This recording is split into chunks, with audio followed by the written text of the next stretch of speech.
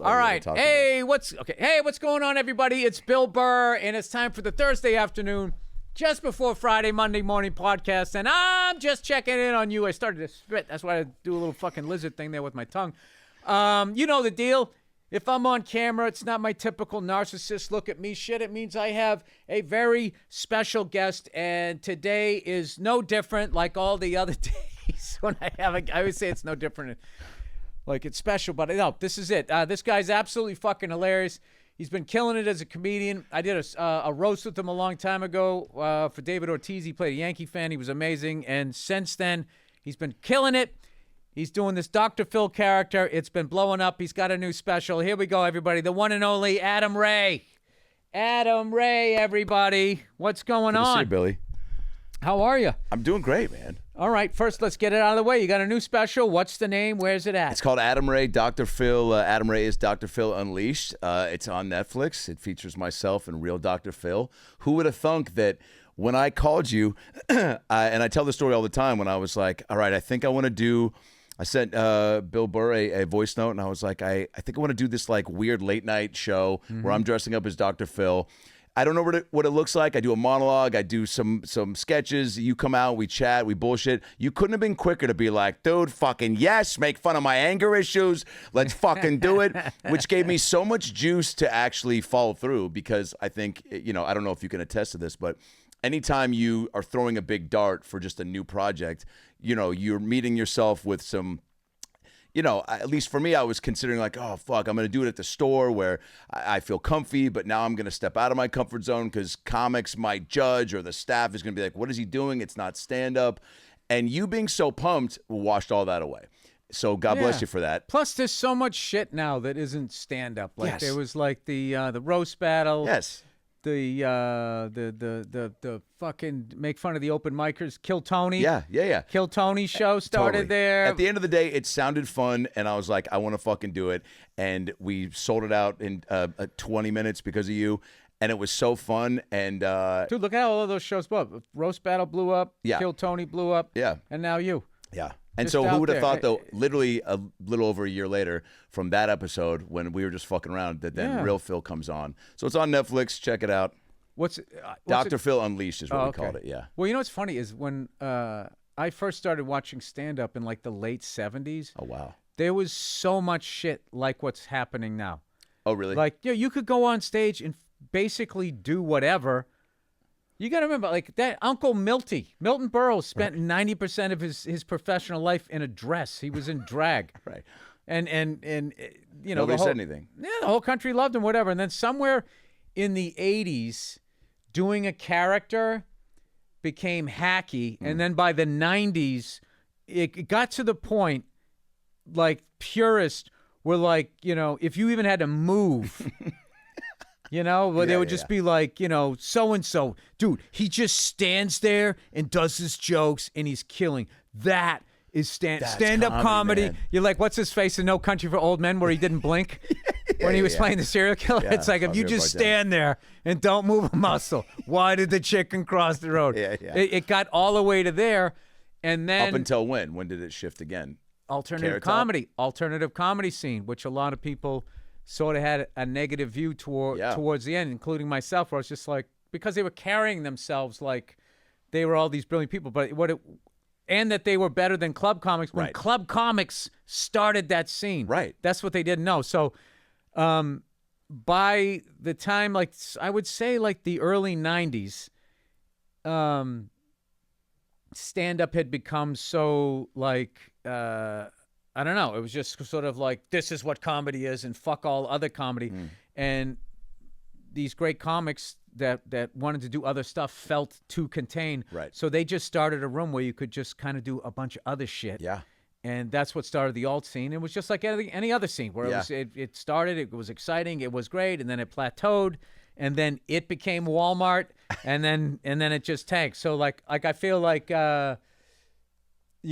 certain, like right now, there's certain stand-up scenes that have now become Walmart. Yeah. Even though they think they're fucking cutting edge and dangerous, as we all fucking do. It's no, you guys are kind of mainstream or whatever, and then it just sort of like people just, it's like music. They just get like, grunge is here. Oh, this is gonna be here forever. Nope, gone.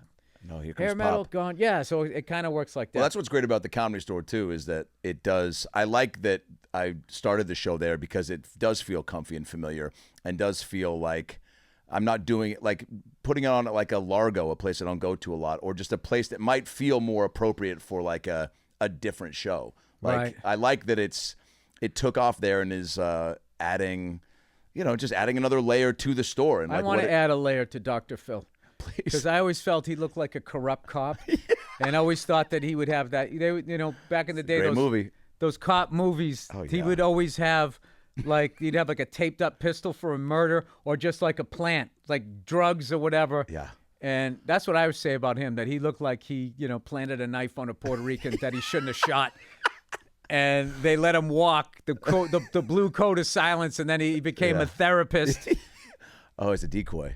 Yeah. Yeah. No, there is a great, like, somebody pitches to me, like, did you see the Weird Al movie that Roku did with Daniel Radcliffe? Oh, it's amazing. So that with, like, Dr. Phil. So showing, like, young Phil being in a class in a suit, peer mediating between, like, kids, right? Oh, yeah. With, like, a young kid, like, getting to see a 5-year-old being like, what you guys got to do is start sharing your vegetables at the lunch, like, whatever it is. And then seeing him, I mean, dude, that scene with, like, Tom Lennon. Just go the other way with it. Have him be this fucking guy, like, robbing liquor stores and then realizing that this is not the way. I need to learn how to get along with people, because then he's sort of Dr. Phil the whole fucking time. Yeah. We're creating it right now. I think so. Okay. In real time. Let's pitch it. I would You got a have production him. company. There has to be a moment in his life, in his origin story, where he first notices he's starting to lose his hair, and he's devastated. As a bald man, what's that like? This might be, you can't believe it. You're just going like, oh my God, I'm one of those guys. Wow. And then one day you embrace it. And you shave your head. And then you get to play in all the movies what you really are, which is, I'm a fucking asshole. Wow. And up until then, when I had the hair, I couldn't get arrested as an asshole. But I could be, oh shit, okie dokie, and it's just not who I was. Well, you did no, that but well. they had, I was. They had enough of those guys. I was in the redhead drawer. See, there's all of these races, sexuality, and all that shit. Where they talk about Hollywood, like they stop with their shit, going like, as a gay man, but blah blah blah blah blah. They go like that, but they don't understand that even like white people, they like, dude, you back in the '90s, you would like with those glasses. Yeah. If that was your fucking headshot, you're the smart guy. Yeah. You could be a scientist. You could be CIA guy. I'm see behind you, the computer. You white lab coat. Yeah. White lab coat. I'm in the redhead drawer, which is I'm the guy getting bullied. I'm the one going, okay, Fonz. Like that was that. And then if you had like the jet black hair with the square jaw, you got the girl and you got the gun. That was it. That was how it fucking There was no worked. straying from that. That's how it worked. But then people started writing their own shit. Like, what's the guy's name there from the Fast and the Furious?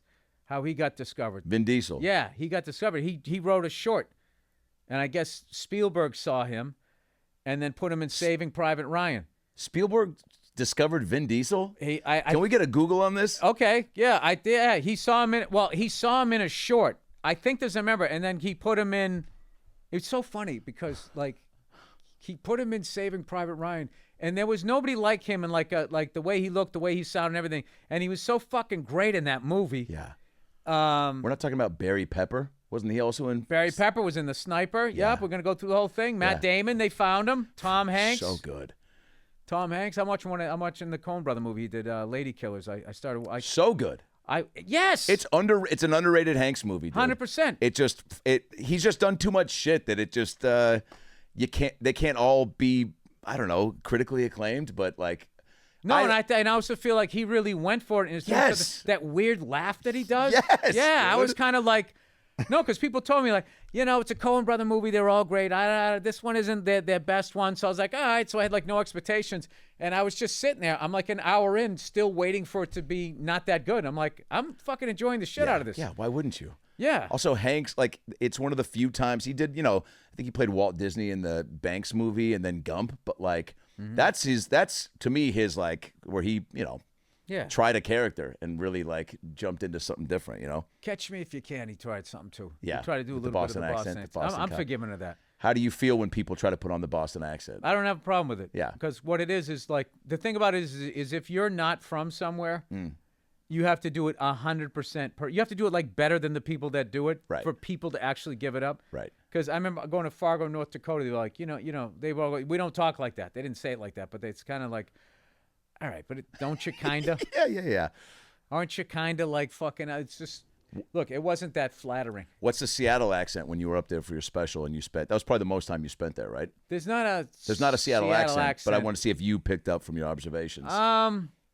Because people always say to me, they're like, "You don't have an accent," or what? Like, or they go, Seattle is like a legit city where it's like you have the hipster transitioning area, Capitol Hill. "Yeah, Then you have down near the wharf, you have your tourists. That's your sort of near the Times market." Square. Yeah, So around there, you have your junkies where it's shady. You get scared, and then I haven't found it. Oh yeah, and then you have like your Malibu where Bill Gates and the Mercer fucking, Island, Bellevue. Yeah, the Zillow guy lives, right? yeah. And then Russell Wilson had a house over there. yeah, and then Yeah. you got some cool college sports. I love Seattle. You do. I love Seattle, and I don't ever lump Seattle in with Portland, Oregon. Thank you. Fuck. If there's anything you take from this podcast, it's that. Yeah. I get very, and then I have to go, Portland's great, but it's just like, they're so fucking different. Yeah. It's like, I don't. Portland is very easy to just think it's a giant Silver Lake, like back in the day, Silver Lake hipster thing. But like it isn't that either. It's not all food trucks. No. And people saying these are my pronouns. That's just like you know what's funny. But all my East Coast friends when they talk about L.A., especially New Yorkers, it's the funniest shit ever. Like, oh, you're doing yoga with your green juice and all. It's like, yep, that's what we're doing. We're doing this, even though they do that in Hawaii. But that's your idea of anything with a palm tree. Yeah. They don't know anything. I always tell them, I go, dude, go to Burbank. You'll see more Trump signs. Oh, 1,000%. Yeah, and there's gun stores there, and right on the other side of that Hollywood sign is people that you would totally fucking vibe with, and they don't even. I don't know. Like it's Every city's got pockets that I don't think any place is completely, leveled out the same. I lived in New York for 12 years. I never once did I hear somebody go, "Oh, I'm walking here." Well, you got to get out more. They're everywhere. No, they're not. Yeah. You never had somebody give a fuck you crossing a shoulder bump and a. I know, but it wasn't the stereotype. What Gotcha. I saw was, it's. I don't know. We have such like a sports back and forth with them. Yeah. That it's hard for me to be objective. Yeah. But I kind of like when I look at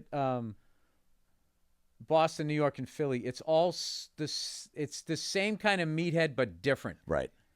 It's definitely but it's like you can. It's almost like when they try to like who came up with pizza. Or who came up with this gumbo or whatever, and it's like some people claim it came from here. Right. Other people claim it, and it's basically people from all those areas moved far enough apart and just kept messing with it. Yeah. So, but that is, I feel, Philly up to Boston is, you have the breadbasket. Yes. Okay, this is the meathead corridor.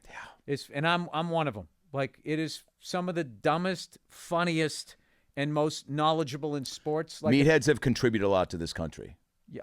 Dude, reality shows? I mean, you're Boston welcome. people kill it on reality shows. Yeah. New York people kill it.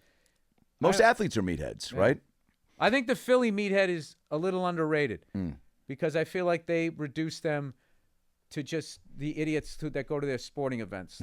And I feel like they're like a parody themselves at this point. 1,000%. It's just like, oh, I'm from Philly. There's a camera on. I got to say some wild shit. Yeah. But it's actually when you go there, like there's like a toughness to that city, it's not that jackass vibe that they put out there. Right. Like I just puked on a midget. Go Eagles. Whatever they do. My first taste of New York before I even went there was from a Geraldo bit where he was, I think it was from his first album where he goes, I was on the subway in New York and I heard a guy scream across the tracks, yo, Monica, you got AIDS, yo. And he goes, wow, that's how they tell you? You remember that? It was like, he's like, well, our healthcare system is so fucked. I guess they're, but like I heard that and I think I'd maybe been to New York for like a day, but I hadn't taken the subway, I hadn't done anything like that. So that I was going into it being like you said, I can't wait to see the aggressiveness on the sidewalks or the forget about it. I have seen people get hit by cabs on delivery bikes, and that's wild. Oh no, the bikes are brutal. I mean, that is like, this is pre-e-bike and Uber, and just, I was in a cab once. Dude, and we nobody got hit by a guy on a bike the entire time before those e-bikes. I know. And now, Well, yeah, they're going faster than bikes should go. it's going motorcycle fast. Yeah. Yeah, that's a speed that's like from Spaceballs, ludicrous speed. They just turn it up a notch, and it's too fast. You're a bike car at that point. Yeah. So you kind of, you know what you signed up for. But we were in this cab and we hit a delivery guy, and the delivery guy just immediately, like, the guy at least wasn't an asshole or a cab driver, and pulled over, and the delivery guy just started pounding, took the food that he had, started throwing it at the car. I stayed in and was like, do you need any help? But he got out, and they just started screaming, thought they were going to, throw down. I just would have been like, do you think I did that on purpose? Yeah, totally. You're on a bicycle. You know what's funny? The amount of people that wouldn't ride a motorcycle but would ride a scooter in a second. Hilarious. Yeah. Like, anytime you tell somebody you ride a motorcycle, like, oh, that's fucking dangerous, dude. Oh, a scooter is way more dangerous. Do you know how many? It's an underpowered motorcycle. You cannot get out of the way. I would love to see the stat on how many more people have died on a bird scooter than a motorcycle.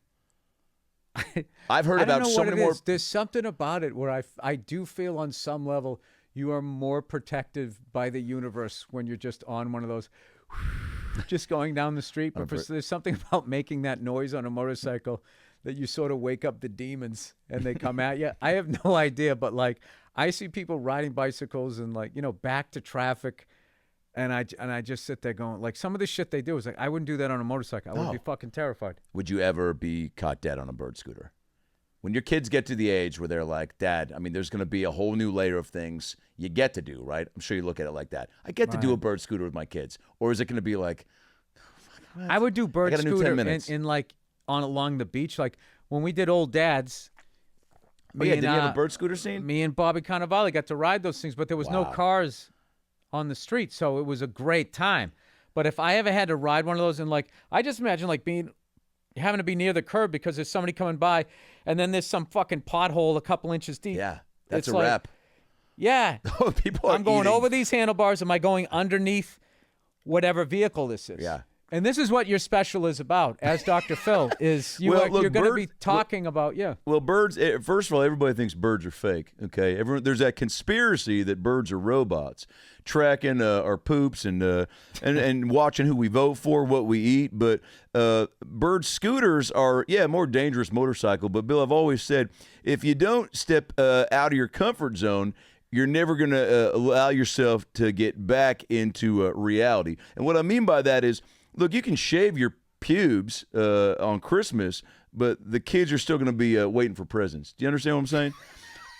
No, we don't know what you're saying, Phil. Every Phil metaphor, it's basically insert. There's a tonal, like, this sounds like actually sound advice, and you're not totally wrong. I think that's where I end up in my head when he lets the Hollywood stereotype of the wise old Southern man with the sayings. I didn't come 90% of the way to get 10% of the information. That's a real one. That's a real one I heard. And in my head, that was like, that adds up to 100%. So the math, it's like, no. Yeah. Well, once you come 100% of the way, show me you're fucking committed, and I'll tell you the whole thing. Oh, yeah, dude. Oh, my God. Did you watch him prior to, like, when you first did the first show? I couldn't watch his show because he knew where his bread was buttered. I mean, if you know where if you know where your bread's buttered, there's no reason to pick up the knife. What? No, it was just like any guy that was on the show. It was just like, you need to listen to her more, and then all the women would like fucking clap. It's the exact reason why I've never gone to couples therapy. Yeah. It's like that's a no-win situation. Either I'm going to have two people yelling at me, or worse, they're going to take my side, and then I'm going to have to listen to you bitching about the fucking therapist that they're on my side. Look, you can put your Pop-Tart in the freezer and reject the idea of a toaster, but then you might as well kill your wife in her sleep, because that's what a serial killer would do. We'll be right back. There's just a commercial cutaway. The power of a commercial cutaway is what sucked me into that show in the beginning. It was COVID when my wife and I were just sitting around. I don't know what your COVID shows were or what you're like. You know, once you realize, weed and ice cream sandwiches. I gained like fucking 25 pounds. You did edibles, though. You weren't smoking, right? No, I was smoking. think I did. I'm a 3-puff guy. Yeah, I can't. I don't. I You took could a give few me hits one with of you at those. the mothership green room, and that was a blast. You know what was a blast about that is that Rogan was, even when he's, baked, because you were like, I don't smoke a lot or whatever. So we're hanging out, and you got real giggly high. I just remember that, and I was like, oh, this is a great version of Bill Burr. Oh yeah, you should have seen me when I was drinking. I was a happy drunk. Were you? I was. Fuck. I was not. I was not surly. Well, because it shut the demons off. Yeah. Yeah, it's like when I'm sitting here, like like I'm miserable right now. I'm kidding. No, I'm kidding. Well, look in the mirror, because I wake up some days and I go, all right, well, I was fucked up last night. Maybe I'm going to sit down to pee today because it's more comfortable. Also, I got a bidet, and the feeling, it's gay to not do a bidet, and that's not their slogan, but it's a suggestion to men out there who think just because a little water goes in your asshole that you're imagining it's a cock. Hold that thought, Bill. We'll be right back. That's my favorite part of the show. You say that crazy shit and you shut me down.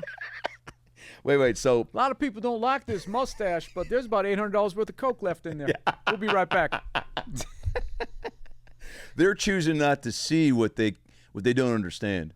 Is that coke on a mustache is kind of like, when you're on an airplane and you forget your laptop in the little sleeve, and you ask the guy at the desk, can I go back and get it? And he goes, we're going to have to wait. There's a fat guy who is still exiting the plane, and he's in a wheelchair. And you go, you know what? Keep the laptop, but let the fat guy know that he needs to lose some weight. So that way, it's a double whammy. Can I tell you something? That fucking shit where you start to get off the plane and you're like, oh fuck my jack, whatever the fuck you left it. You can't go. You just saw me get off the fucking plane. I know, dude. I said you just fucking saw me get.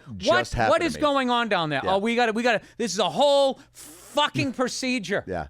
Well, they think it's the idea of like somebody rushing back on. That's almost like I'm flying from fucking Denver to Kansas City. Here's my ticket that you just. There's no terrorist here.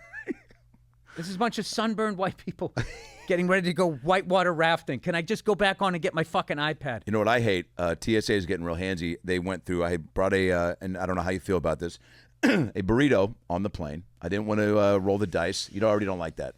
You don't like that. It didn't smell. There's a Did bag. You have peppers on it or no? Just a regular chicken rice bean burrito. Nothing. Are you flying coach or first? First. No, nobody in first is judging. Okay, no, it's a little sloppy. To bring a burrito to first? A burrito? It's raised by a single mom. You want to bring that up? You were raised by a single mom? A dad would have told me not to do that. When was the last time you saw your dad? Hold that thought. We'll be right back. Hey, look what it is, everybody. It's Helix. Helix? They never told me. Helix mattresses are changing the game. No more going to the bathroom. No, I'm kidding. There's nothing more important than a good night's sleep. Don't start your day waking up on a less than awesome mattress. You don't want to do that. Helix offers a variety of mattresses to meet your need. Wouldn't it be amazing if the mattress came with like some sort of hooker? You know what I mean? Yes. For like the first 2 weeks of it to break it in. Yes. You know what I mean? And she was tested. Nobody knows how to. She was into it. It was consensual. Nobody knows how to break in a bed. She had stock in Helix. More than a hooker.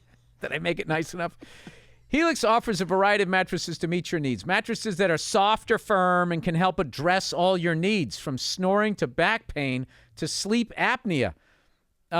Take the Helix test and find the mattress that's perfect for you. Sleep apnea. They put you in that Ralph Macchio one from The Outsiders. You know, when he burned his back. You're just face down. Take the Helix test and find the perfect mattress for you. Don't wait any longer to upgrade the most important necessity in your life. Right now, Helix is offering 20% off 2 free pillows for all your mattress orders. Go to helixsleep.com/Burr. All right. Oh, look who it is, everybody. Harley Davidson. I have the 2024 Road Glide, and I absolutely love it. Thank you to our sponsor, Harley Davidson. I unfortunately have been in writer's room for the last 4 weeks, and the second I am done this Friday, I am getting on that goddamn bike, and I'm going to ride it because there's no way to describe the feeling. And if you are an American, at some point in your life, you got to get on a Harley and you got to ride it. And I don't know, up in the hills, up in the mountains, down the street, past your ex-wife's house, you got to fucking do it. If you've ever dreamed of hitting the open road on 2 wheels but don't know where to start, let me tell you about the Harley Davidson Riding Academy. All right, if you don't know how to ride. Whether you're a total newbie or just looking to sharpen your riding skills, Harley's got your back. Their expert instructors will guide you every step of the way on real Harley-Davidson motorcycles, no less. You'll go from what's a clutch to confidently cruising the streets like a pro. Visit harleydavidson.com/Burr. I want to take this class to sign up for the Harley-Davidson Riding Academy website, which allows you to learn how to ride a motorcycle and get your license. That's harleydavidson.com/Burr. Yeah, if there's anybody out there that teaches an intermediate class, because I don't want to be sitting there while people are learning how to just get the fucking thing going, you know? Waste my goddamn time. All right. About a week ago, he just had a stroke, but he's doing better. He actually called me crying because he got up and walked 230 feet without his walker. Big deal. And I go, yeah, big deal. So you got a good relationship with him? Yeah. I mean, we can get into this off air. Yeah, great now, yeah. Oh, all right. Then, I No, you know what? Yes. Long and short of it, split when I was 9. Mom crushed it. She's my hero. She's the GOAT. But I'm sorry I did that. I hate when people do that to me. No, why? that's just funny. I love that you took an interest in that. We can get into this off air. No, I heard you. No, say you don't have to. I don't know if that's what you. But you don't have to talk about this. We'll be right back. You don't have to. I hate when people like. But you asked genuinely, so I appreciate that. And yes, I do. To long and short of it. Long and short of it. No, it was a fucking rude question. Why? I shouldn't. Well, the other day I was watching. Friends should be able to ask that type of shit. And you look, we're on a podcast. So? No, dude, I was watching. I was waiting for the football to come on, and I saw Meet the Press. I'm like, this fucking show is still on. Like nothing. It used to be so boring to me, but I love David Brinkley. But it gave me like a stomachache. I so didn't know what anybody was talking about. So there was this woman on there, and she was talking about her son, who's a journalist who went missing. It's her son, right? So the lady's like interviewing her, and I don't know how she's holding it together because I would have been a mess. This woman was so strong. Oh, yeah. Austin something or other was the guy's name that they're looking for. And God, I hope they find him, right? So she's sitting there interviewing her, and at one point, she goes to her, at one point, there was some guy that was found, and for a second they thought it was Austin, but it wasn't. What was that like?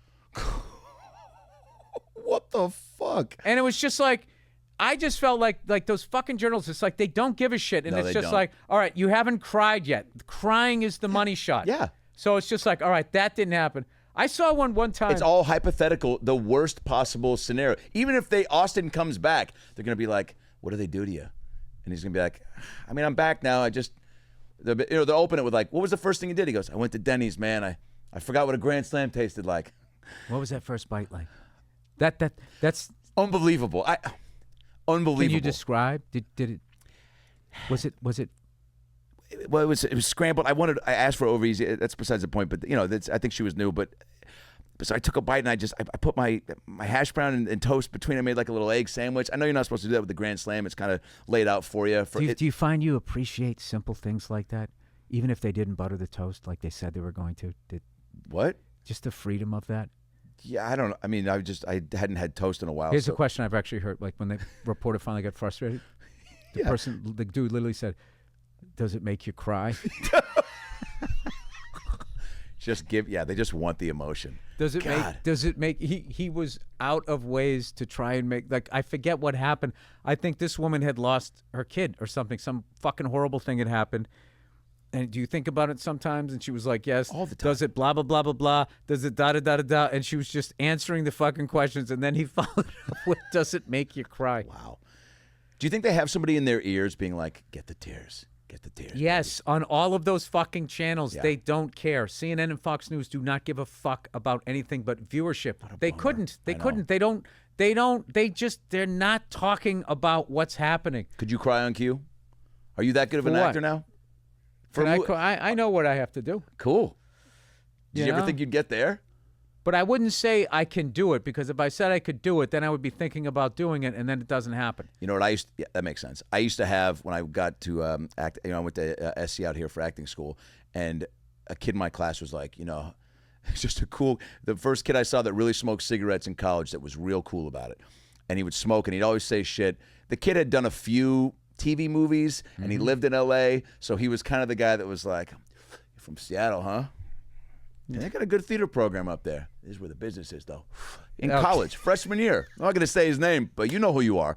And And he would always say, like, I just remember this was his sophomore year. He was like, "You're not a cry on cue yet?" And I was like, "Huh?" I was like, I mean, I don't know. We're doing this Noel Coward play. I want to get through that, figure out what high comedy is, maybe take that fencing class.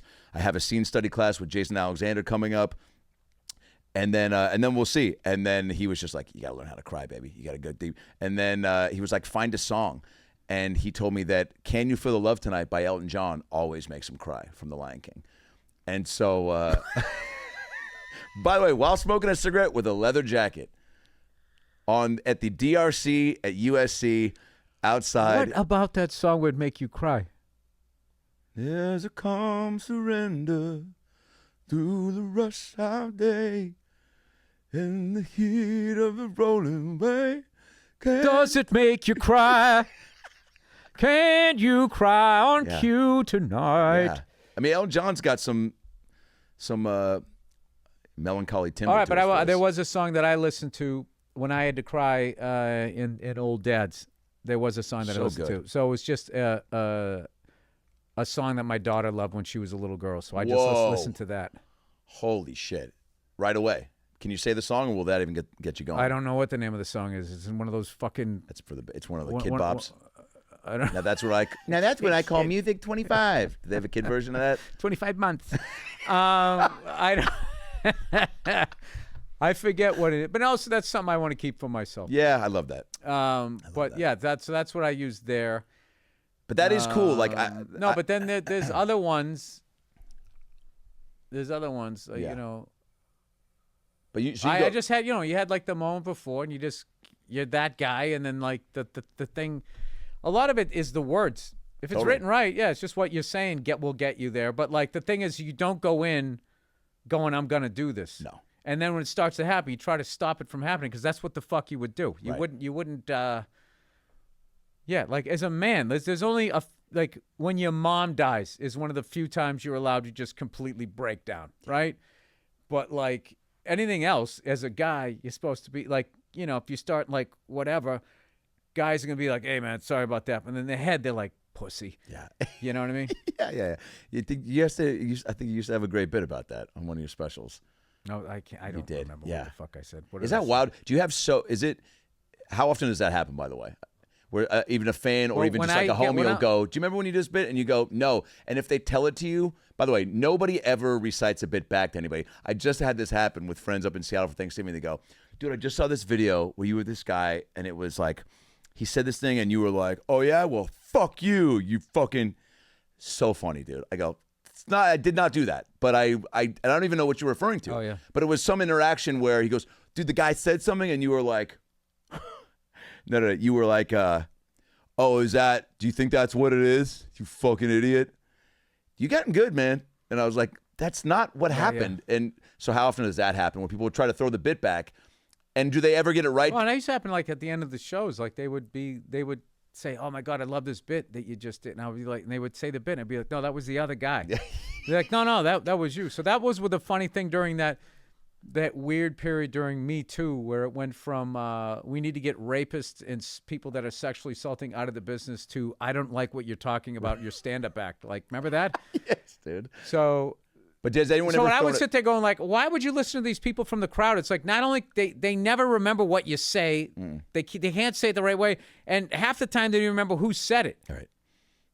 Yeah. And then also it's like every time you do a fucking show, you know, it's like there's gonna be people that don't like you. I see every time I go on stage, I look in the crowd and I see the person that was brought to my show that didn't want to go and is going like, yeah, I didn't want to go to this. I don't like this guy. Wow. Every Do fucking you time. lock in on them and try to use them as a gauge for the night to turn them, or no? No, it fucking makes me laugh.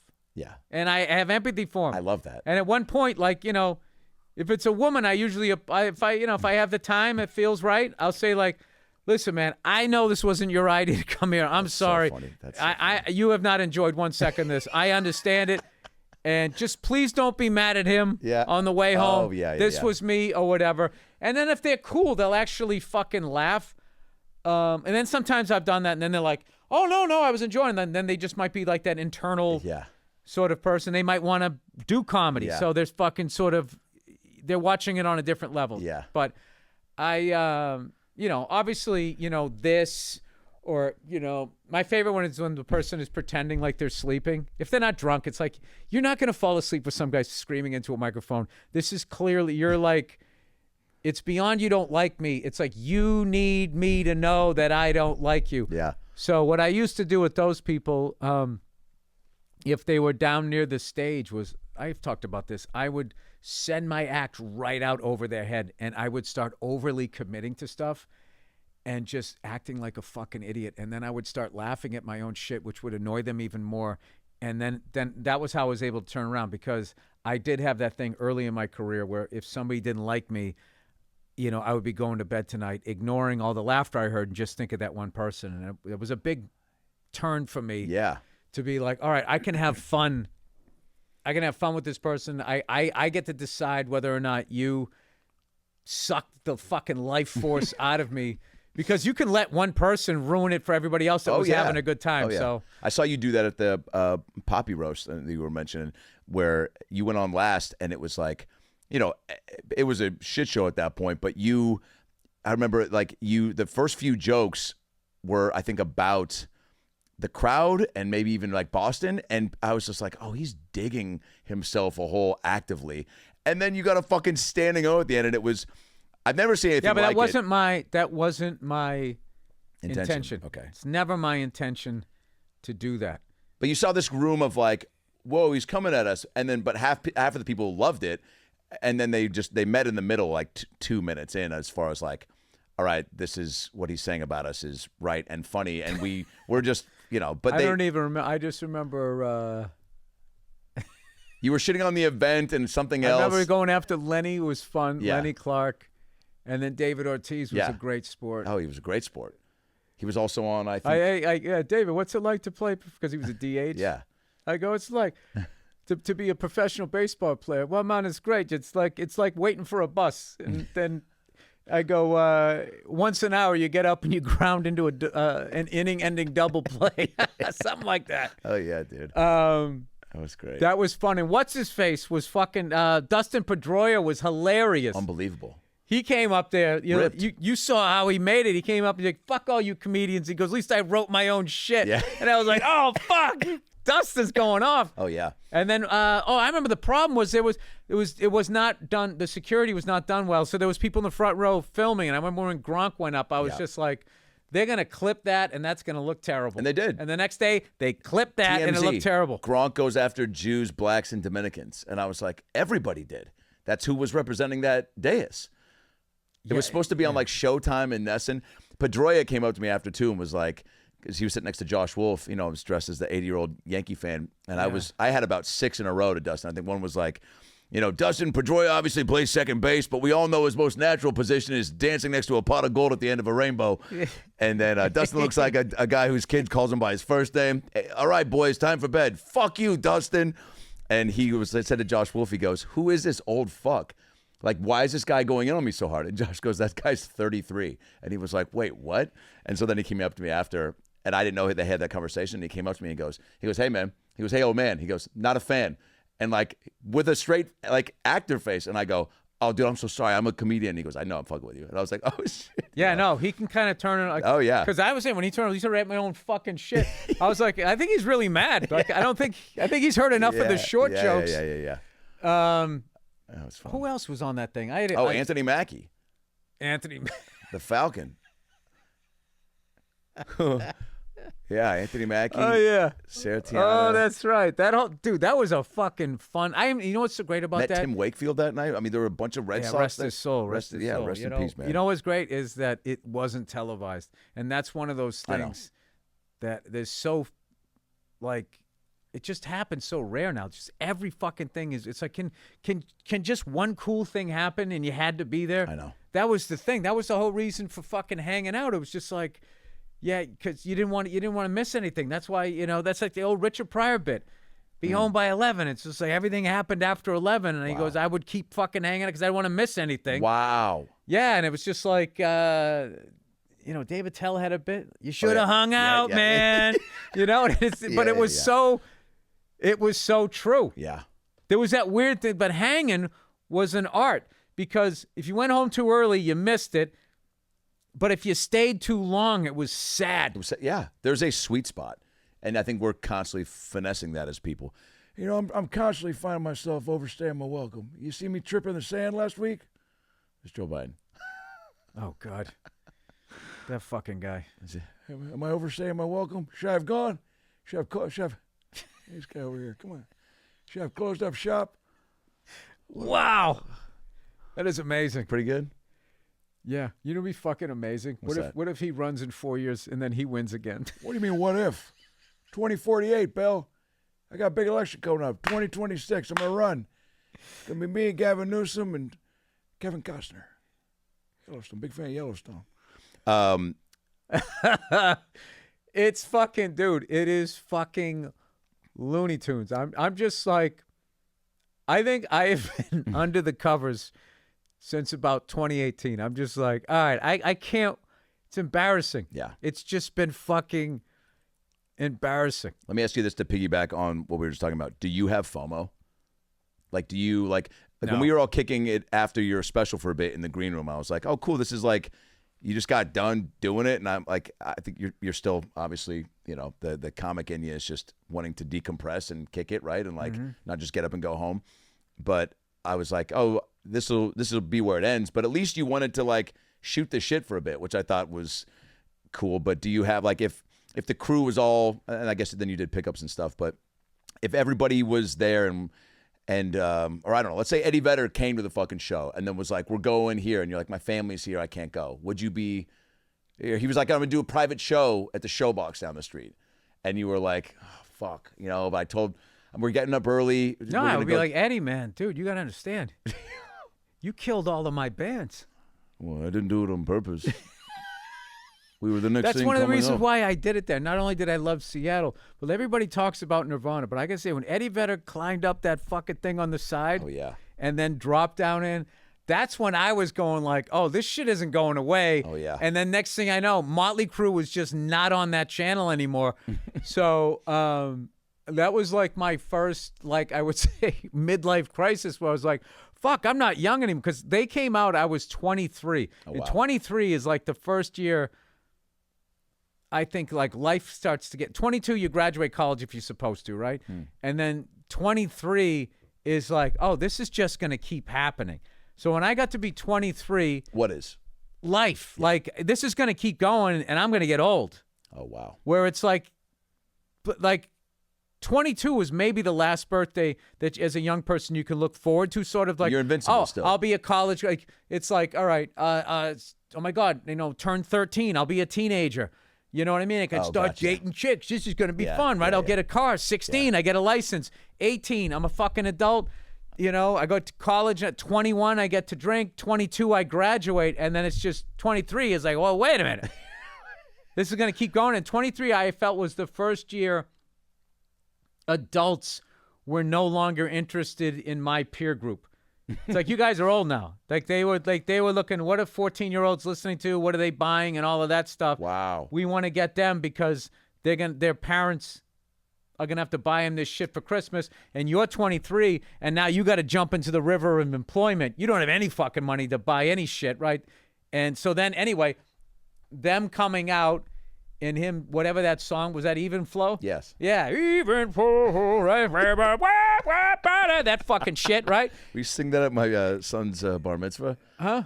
Will you sing that? 100%. If I can write my own lyrics. Have you seen that wrestler? His name's Stephen Flo, and he comes in. They just go Stephen Flo. No. I just saw this thing. Stephen Flo, something like that. God. See, that's a part of wrestling that is really, that's awesome. Dude, one of the best wrestling things I ever went to was I went to one of those Lucha Vavoom shows. What's that? It's like the Mexican style wrestling with the masks and all of that yeah. shit. With all of this, like, I don't know what was going on. I just remember Dana Gould was one of the people announcing, and he was fucking hilarious. Awesome. And I went there with my wife, and this guy came walking out, like good-looking guy, great body, you know, just looking like a wrestler, shredded. Yep. And he came walking out like he was God's gift to women, and he came out to the Pina Colada song. And, dude, he Good was choice. peacocking around. If you like pina coladas. It worked, huh? It was fucking hilarious. That's awesome. And then he came in and he stood on the bottom rope and he was just fucking like letting us all get a look at him. Yeah. With like he was God's gift with that fucking song. It was one of those it was like a comedy education thing. It's like this guy has not said a fucking word. Yeah. They're playing this song. He's dressed that way, and his vibe is like, this is killing harder than any joke I've ever written. It was fucking amazing. I mean, me and my wife were fucking. You were loving it. Dude, he came walking out, and he was immediately arrogant and just goes, dun, dun, dun, dun.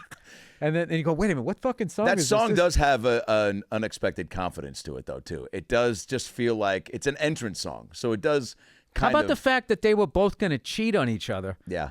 I was just talking to somebody who just let me know. He goes, dude, I actually played drums on that. There was double drums on it. In the song? Yeah, like a studio musician. He goes, I played drums on that. Wow. He goes, a lot of people don't know that. So I'm not going to say this because I don't know. I never know how that works, if that's a good credit. Was it Dean Del Rey? No, but he has a great gig now, so he's good. Okay. He's always had great gigs. But, like, you listen to those lyrics, like, we were laughing going, like, they're both, like, they were both, like, putting out an ad, like, they're trying to meet people on the side, and then the ads that they answered was theirs, and then they realized that they should be together, but then, like, the trust is just gone. Wow. And we were laughing, it's the 70s. It was a different time. It was a different time. You could get away with that shit. There's so many of those. First of all, that I would love to see at any wrestling match instead of AC/DC. Yeah, if somebody's coming out instead of like, Back in Black to just, it's been 1 week and you look at me, a little bare naked ladies. You would go, all right, these guys are going to have a good time. I just went to SmackDown in Utah. I was at Wise Guys and they were doing SmackDown at the Delta Center.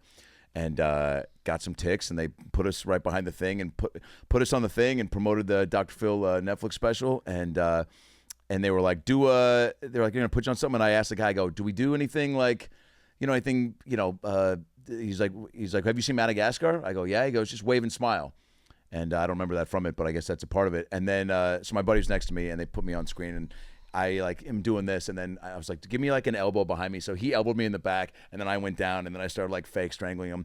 But the kids at these things are... People must have loved that. They loved it, yeah. People went nuts. And my buddy who got us tickets was like, thank you for not fucking, just like, thanks for bringing the entertainment. Every time they put celebs on, they're always just fucking, doing this. He's like, but you actually fucking made a meal of it. That was great. But the kids were like... what I think is funny is when actors... like ringside at a fight. Oh yeah. They always got to be like, they got like. It's so fucking. I know. It's like, what are you doing? What are you doing? You're not up there. Yeah. If you're at a football game, they put it on you. Do you go? Yeah. There will never. I think no one will ever be comfy. You ever see kids when they cut to them on a dance cam at a baseball game? Fucking, they don't know what to do. It's one of my favorite things to see because I remember being that kid where they cut you. You don't know how to dance as a kid. You don't even have enough wherewithal to just do a fucking safe robot or do a fucking puppet, whatever, or just like or do hold this. Up a sign saying they poisoned our food supply. If you don't want to be on camera. Oh my God! Like I want somebody to do that. Like in those stupid things where everybody's holding up the sign of the friend they lost from cancer. Right, thank you, Monsanto, underneath it. But why is that? Why? They did it. I know. They did do it, and for some reason, funny. It's dark and it's funny and it's real, and that's why I'm laughing. You can't talk about it. Maybe back in the day there wasn't talking about it. Yeah, there wasn't a zillion people dying of cancer. Why the fuck do you think that is? We got plastic in our fucking brains, and you can't. Oh, the CEO got shot. Wait, what kind of world do we live in where you fucking like you don't have empathy for that? It's like, where is the empathy on their side? There isn't any. No, there isn't any. No, but they're going to successfully divide us because they've now called that kid a woke capitalist. Yeah. So then, woke, this fucking Hollywood liberal shit, and then you got that, and then CNN is just like, oh my God, he had a wife and a family. It's like, we know that. We know that. We're not excited about that. We're not excited about any of that. But like, if you want to, we're going to feel bad for somebody who denied. I need dialysis. Denied. Yeah, wild. Wild. Yeah. Did you see that lady confessing to this shit, going like, I wrote denied, and a guy died. Oh yeah. And one of the questions I had to ask is, do you think he's going to be alive in 5 years? Oh my God. Which, and all that means is like, can we keep making money off of this guy, or is he fucking sliding down the backside? God. And got promoted. You got what it takes. I look at your eyes and I see nothing. I don't see empathy. I don't even see a person in there. Have you seen Oppenheimer? Oh, that's one of the great comedies of last year. That's my deterrent on the Phil show when somebody goes out. We did that when you were on the show, when you went on a long rant about the Catholic Church and Hitler, and then I was like, have you seen Oppenheimer? How do you feel about... I did see Oppenheimer. Did you enjoy it? Oh, I love... Well, the scope... It's the first 3-hour movie I've gotten Can I just use the word scope? Yeah. The scope of it. Yeah. No, it's just one of those things where I just look at that. I like to think I'm in show business, and I just look at that going like, how the fuck am I in the same business as whoever the fuck made this? Oh, totally. Yeah, I like Old that Dads part. came out in the same year. That's wild. Yeah, right? I know. That's wild, dude. That is a big spectrum. That those are both. Somebody watched those in the same weekend. Those are both considered movies. No, Old Dads is a good for what it is. It's great, dude. Yeah. You nailed it. Oh, we had a good time on that. Well, yeah, you know what? It. Me and my buddy Ben Tisler just finished writing our next one, and I am really, really, because obviously that was my first one, so I learned a ton on that one. You were telling me that. Yeah, and I just like So now this one, you're just like guns a blitz. You're ready to go, and you're fired up for it. Well, what it is it's more like the writing was way more efficient because we kind of knew we would be like.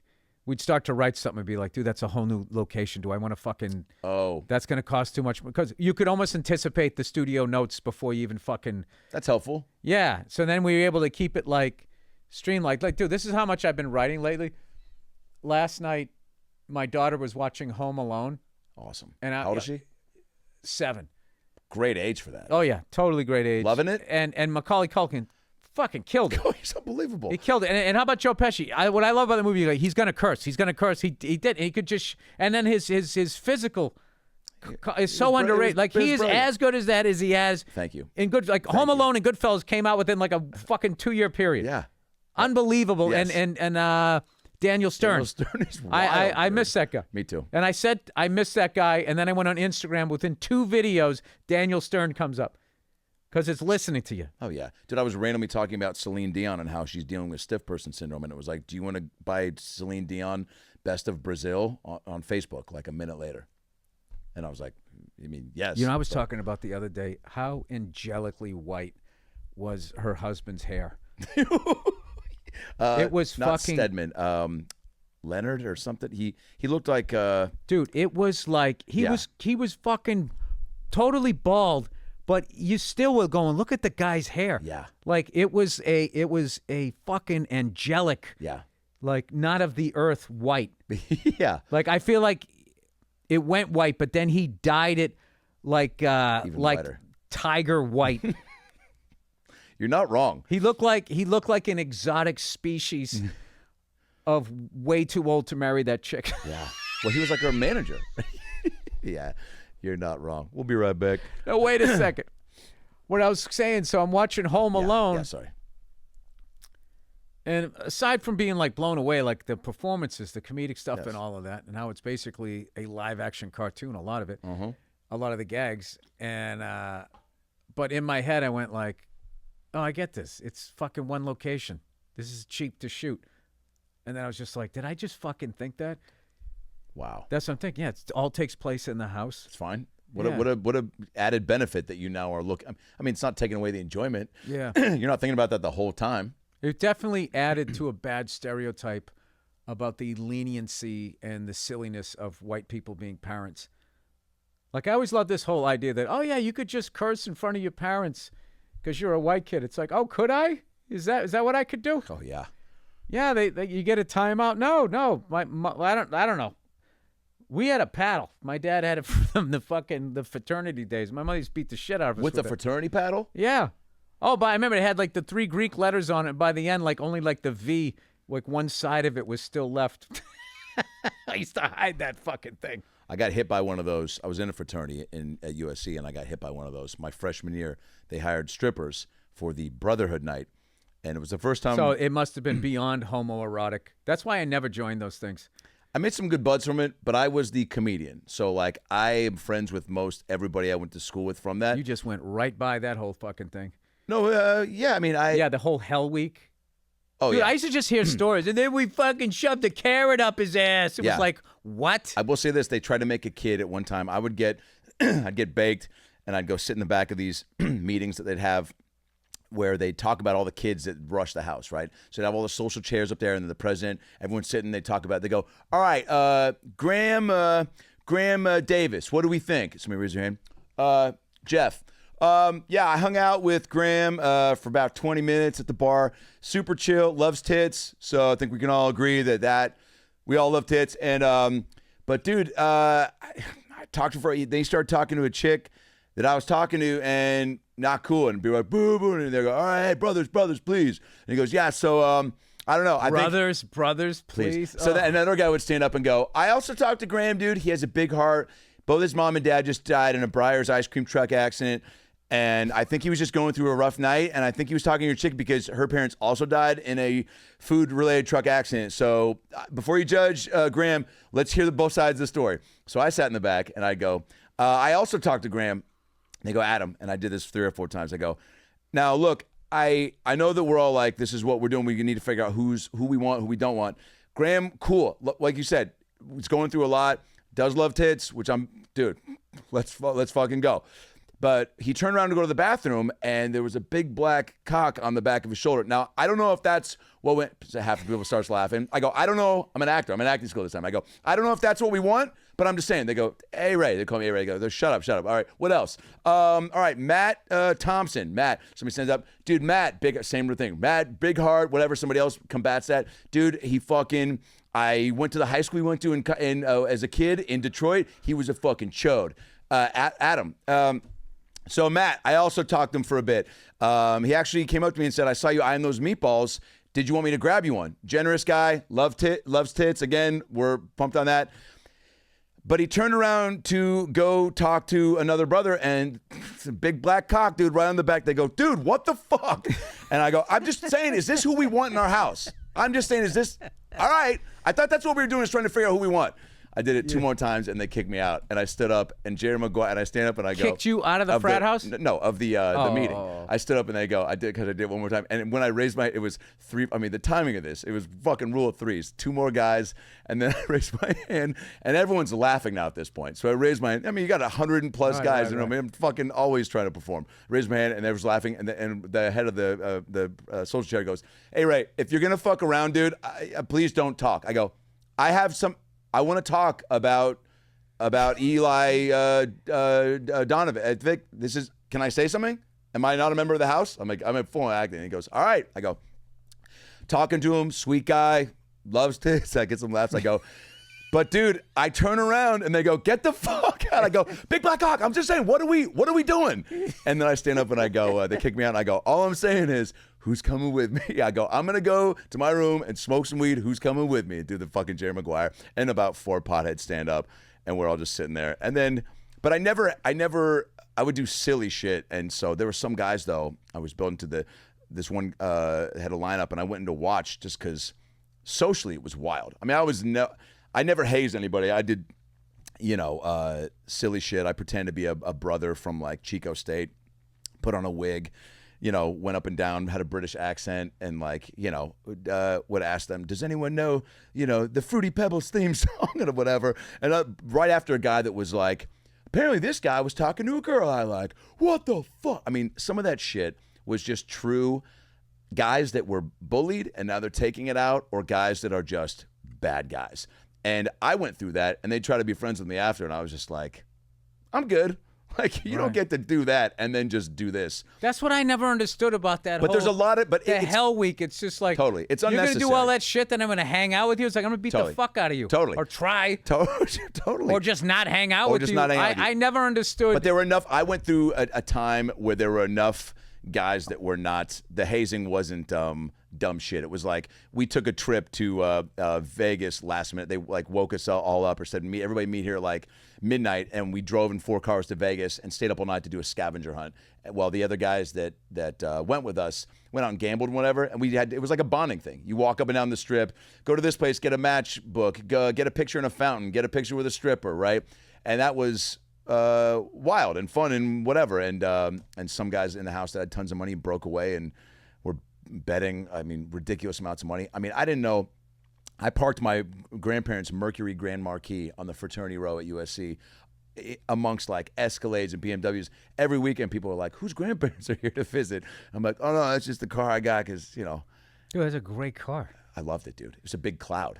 Big ass trunk. The front seat, you could fit But you know what's 5 funny? deep if you want. But what's Shout funny out to my is grandparents. they're not as big as today's cars. Everybody thinks that those things were big and they were super heavy and everything. They don't understand. You'd open the hood, you could look down and still see the driveway.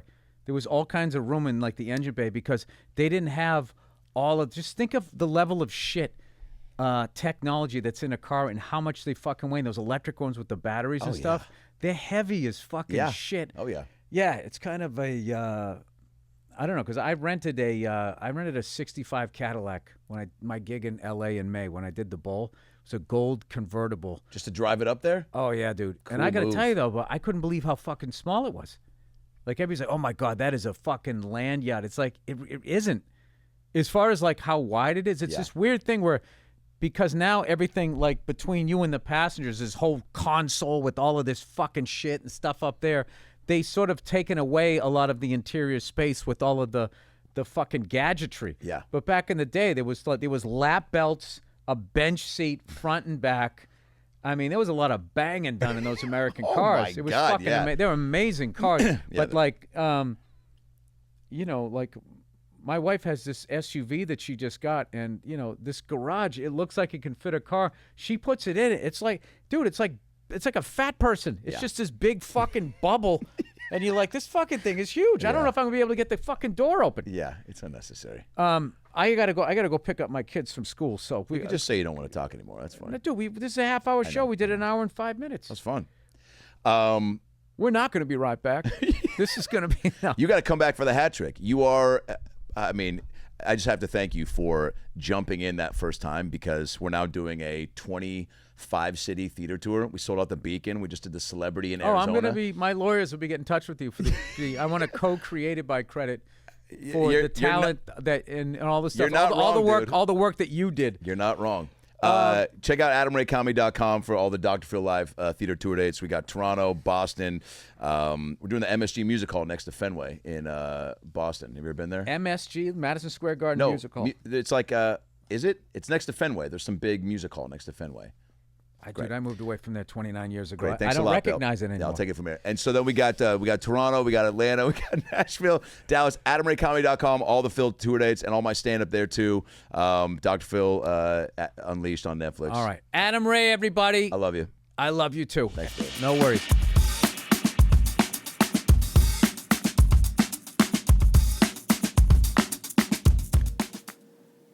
Hey, what's going on? It's Bill Burr, and it's time for the Monday Morning Podcast for Monday, December 19th, 2016. What's going on? How are ya? Oh, Jesus Christ, my fucking computer, every 5 seconds. Do you want to download this? Do you want to do this now? Do you want to do it in an hour? Should I remind you later on tonight? Lady, give me some fucking space. Jesus Christ. These fucking goddamn... I don't know, man. I'm not into this shit at all. Just the level with which it's fucking... I guess because of technology, I am able to do this. You know? If it was back in the day, I would not be able to do this. What is this, you ask? Maybe you didn't ask. Maybe I'm doing that thing where I'm putting words in your mouth. But if you did ask, I'm doing a podcast. I guess there's always a price to pay. And I think that that's one to grow on. Maybe that's the lesson. I swear to God, I want to start a fucking church. I got to do it. Have you guys been watching that woman from King of Queens? She played the beautiful wife, to the guy who drives the truck. That's how they've always done sitcoms. The honeymooners. Hey, I fucking drive a bus, and I'm the wisecracking pretty wife. Well, Ralph, maybe if you weren't a fucking idiot, you wouldn't drive a bus. Oh, one of these days, Alice. Pow, right in the baby maker, right? Isn't that what they did? Something like that, little fucking icebox in the corner. And then you get into the 60s, right? 60s was like the blue ball era of sitcoms. You know what I mean? You had I Dream of Jeannie. And the fucking guy, he just wouldn't bang her.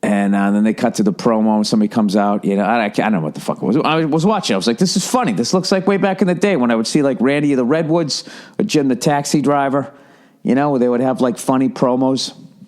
I don't know why they ever got away from that. But anyways. Oh, speaking of that. Speaking of non-whiteys. I saw a fucking frontman this weekend in a band. It was fucking unbelievable, right? I went down the other day. I did the Dark Matter podcast, which is Dave Navarro's podcast, and had a great time on that. And afterwards, they were like, "Yeah, hey, Dave's doing his show down at the Roxy. You want to come down Friday, Saturday night?" I guess I'm in the dark here, literally, no pun intended. I didn't know he did this just Christmas show every year. And it was like an all-star lineup. You don't know who the fuck's coming out. And you just go to the show, and then they just start bringing people out. And so I went down there to go see the show. And, I knew it was going to be good. Dude, it was fucking ridiculous. The amount of people that they had coming out, which, of course, I'm going to fucking forget the names and everything. But you just, someone would come out. This dude sang the Immigrant Song and something else and fucking murdered it. I never even heard of the guy. Fucking murdered it. The band was unbelievable. Navarro was killing it. And then they brought out Macy Gray. And then she sang, the fuck did she sing? She sang The Pretenders' Brass and Pocket. And then she sang Radiohead Creep. I was just like, Jesus Christ, what the fuck? And then they brought out Cypress Hill. And no one was doing, like, their own style of music. Everybody would, like, switch it up. So then they bring out this, they give this fucking intro, which no performer wants to get. All right? The guy goes to do the intro, and he just goes, Billy Morrison was there, just fucking everybody, right? Goes, all right, this next guy, people suggested him for this show. First we were like, yeah, we don't know if he's right for the show. And then we saw him and he absolutely blew us away. Our jaws were on the ground. I'm telling you, this fucking guy is unbelievable, yada, yada. And I was in the crowd going, oh no, not that. That intro was the fucking word. You can't follow it. It's like in stand-up comedy. This guy is one of the best working comics today. He reinvented the mic stand. If Eddie Murphy was still doing stand-up, he'd be asking this guy to write from it. They start giving you a fucking intro like that. You're just in the back like, guy, yeah, tone it down, right? Dude, this guy came out and totally fucking lived up to it. This guy's a rapper. I don't know shit about hip-hop or anything like this. This guy, Post Malone. So the guy on stage, for whatever reason, said this guy's responsible for Justin Bieber's career, right? Which I don't know why you would say that in front of a bunch of fucking 40 to 50-something-year-old white people, right? So this dude comes walking out, and there's a few people booing, like, "Buh." A couple, like 5 people because of the Justin Bieber thing, right? I love people in their 40s and 50s who fucking talk about how bad Justin Bieber's music is. It's like, really? It doesn't speak to you? You're fucking dope. It's not for you. You know what I mean? It's like getting mad at the fucking. I don't want to insult the guy, but you know what I mean. It's for younger people. You know what I mean? I think I don't understand people getting in their 40s and 50s, and they don't understand that somebody's perspective as a 20-something-year-old is not going to seem like the same as theirs, and you're sitting there going like, "What the fuck is he talking about? Like, that's bullshit. That's a stupid blah, blah, blah, blah, blah." And it's like, yeah, that's what you did when you were that age. And someday he'll be in his 40s, and he'll look back at himself at 22, 23, going, what the fuck was I thinking? Right? Somehow, like 4 or 5 people don't get it, and they're literally booing, Justin Bieber at a show Justin Bieber isn't at. So this guy comes fucking walking out, and he just walks up to the microphone, and he goes, "What's up, L.A.? I'm drunk as fuck," right? So immediately the crowd just starts cheering. And he goes, "All right, I'm a rapper." And everybody, I was assuming in the crowd was like me going like, "Yeah, I'm completely unfamiliar with you. I am a white guy pushing 50. I have no idea who you are," right? So they start playing Rage Against the Machine, Killing in the Name of. And I'm like going, oh, God, a rapper's going to sing. Do they got the auto-tune on? You know, is this going to be like, is he going to have too much deodorant under his arms like fucking LL Cool J when he did the Unplugged? What's going to happen here? Dude, this guy fucking murdered this song. Fucking murdered this song. Just took the whole thing to another level. And it never came back down again. Everybody else matched this guy. This fucking dude was unbelievable. He sang that song and then he sang Alice in Chains' Wood. And fucking murdered both of them. And you literally felt it in the crowd. Everybody on their phones going like, who the fuck is this guy? I got to download some of his shit. And here's a hilarious thing. So later on that weekend, I'm watching Vice. And there's another funny promo. He's sitting there, that guy, Post Malone, right? And I was sitting there with Nia going, that's the fucking guy I saw. That's the guy that murdered that song. Those two songs, right? So he was talking about conspiracy theory. I don't even know what the commercial was about. It was just him talking to another guy. I'm telling you, it's very like early days of MTV. He was just talking about conspiracy theory and being able to teleport. And he was just going like, say, here's Area 51, right? Which, of course, he picks that rather than saying San Diego, okay? He goes, here's Area 51 right here. Here's Australia. If you want to fly from Area 51 to Australia, you got to fly all the way here, you know? And he draws the arc, too. He just didn't draw a straight line, like someone actually understands aviation, right? Because this is what creeped me out. Because if he just drew a straight line, I'd be like, all right, this guy's out of his mind. But the second he drew the arc, I'm like, oh, fuck, I'm buying into this theory, right? And he goes, well, with teleportation, they just do stuff like this. And he just takes the paper, and the X where Area 51 was, and the X where Australia is, he just takes the paper and he just folds it and he pushes them together. He goes, it's like that. He goes, I know you guys think I'm out of my mind, but I know this shit is true. And I was like, this guy's brain, that's what my brain tells me. You know? So, I don't know anything about any of his music, but I'm definitely going to download some of his shit. If anybody knows what his best album is or whatever, you know, a good jump off point for that guy, it would be tremendous. So anyways, oh, by the way, Navarro fucking killed the guitar solo in that too.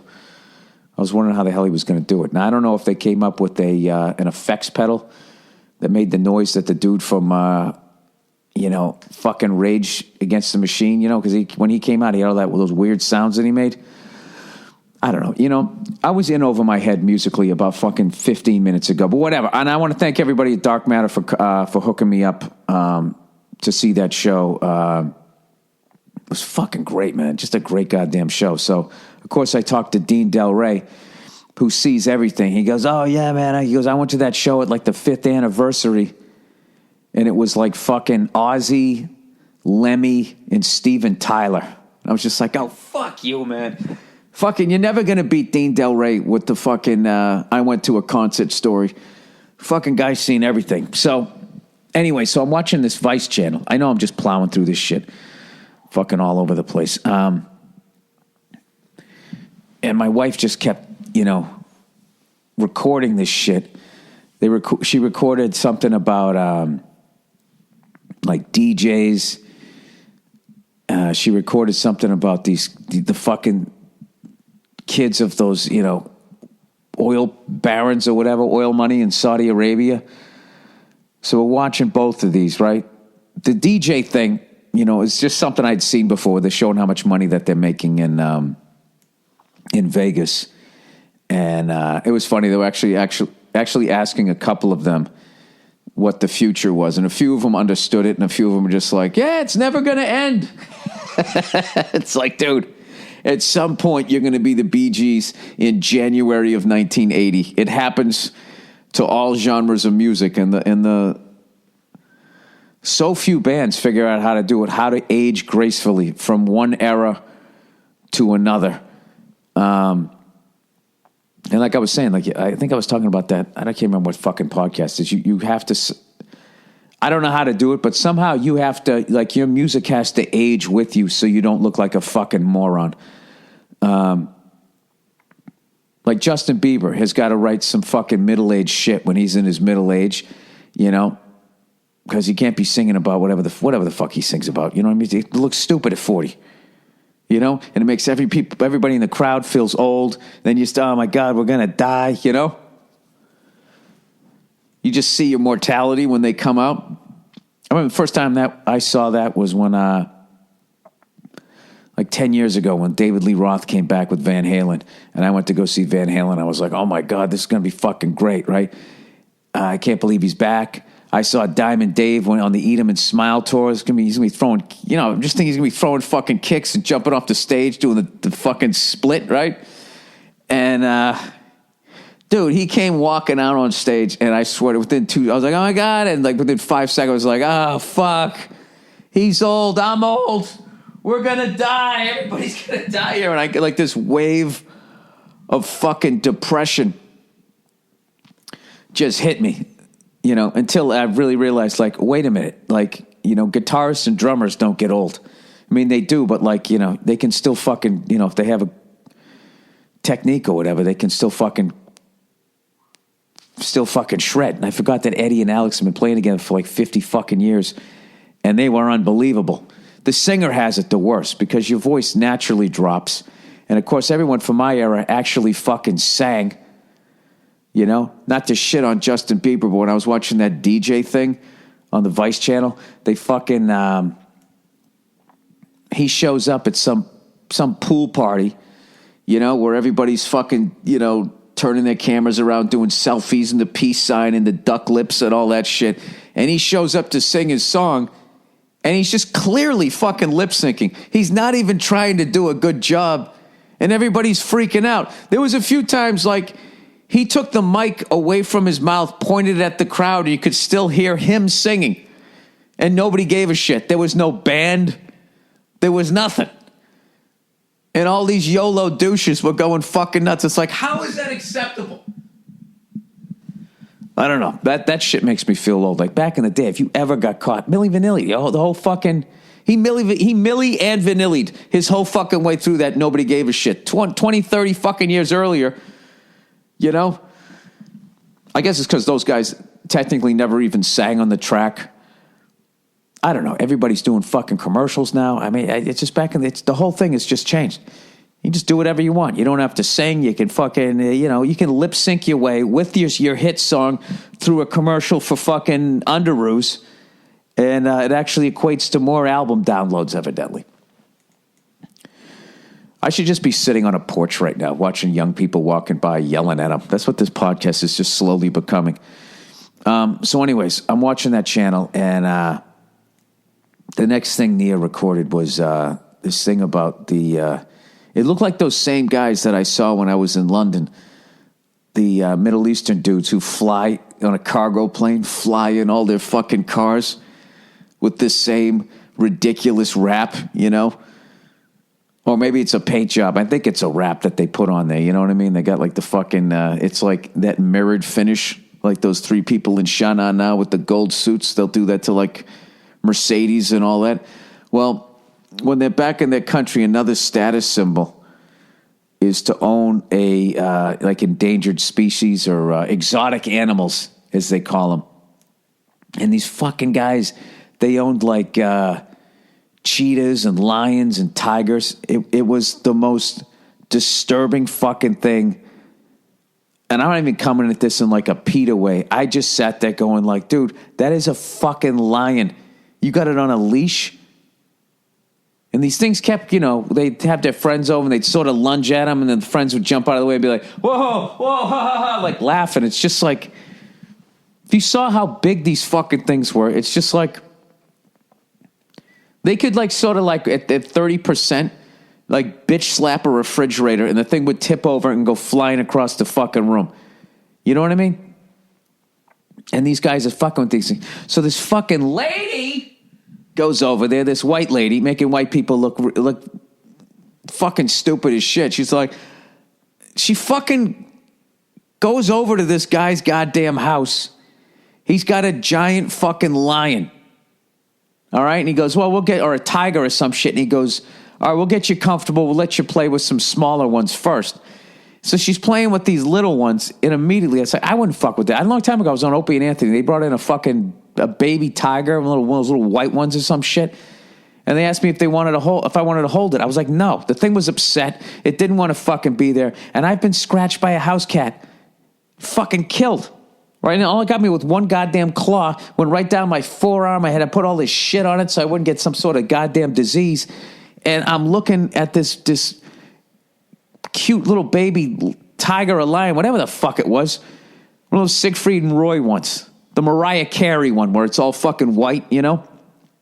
And I'm just looking at the size of its fucking paws. I'm like, that thing's paws already are like 4 times the size of a house cat. I've got scratched by a house cat. This thing's in a bad mood. I don't want to deal with the thing. You know what's funny? He was actually scratched Anthony, if I remember correctly, and he had to get like a tetanus shot. Or something. Some sort of ointment had to be put on his fucking neck. So anyway, so this lady goes in there, right? And she's playing with them. She's like, oh my God, they're so adorable. And was really not impressed with the intellect of the woman. I thought they could have got somebody a lot fucking smarter, right? So then she goes outside to meet this lion. Okay? This lioness. And there's no way to describe to you how big a fucking lion is. It's not very often that you get to see a person standing next to a goddamn lion. She walks up to in the general area of this thing, and the thing's immediately looking at her. The way a fucking wild animal looks at you, you know what I mean? It's the same way. I've always said this. It's the same way like a fucking hooker looks at you, where there's no bullshit, you know? You go to a bar, some woman looks at you, you know, all you know, she's just trying to get a fucking drink. A hooker looks at you, it's the real deal. Like, yeah, I will fuck you, okay? If the circumstances are, you know, if you got the money, I will fuck you, right? It's the same thing with, like, lions. They looking at you like if the opportunity arises, I will kill you. You know, dogs don't look at you like that. Fucking lions look at you. You know, cats attempt it. House cats, you know, you turn around, you catch them stalking you and shit. But then you look at them, and then they fucking run away. All right? Picture a cat doing that, a house cat. But you turn around, and it's a lion, and it doesn't run away. It fucking lunges at you. Or maybe gives you that refrigerator bitch slap, right? So this fucking thing is looking at her, and he's the owner who has no training whatsoever. Brings this fucking thing up. Dude, my palms were like sweaty. I had to get, well, I was watching it in bed. I literally stood up going, what the fuck are you doing? So the thing comes over, immediately starts crawling on top of her. It's on top of her. And then she puts her hands on the side of the thing and starts like, you know, rubbing it like it's a giant dog.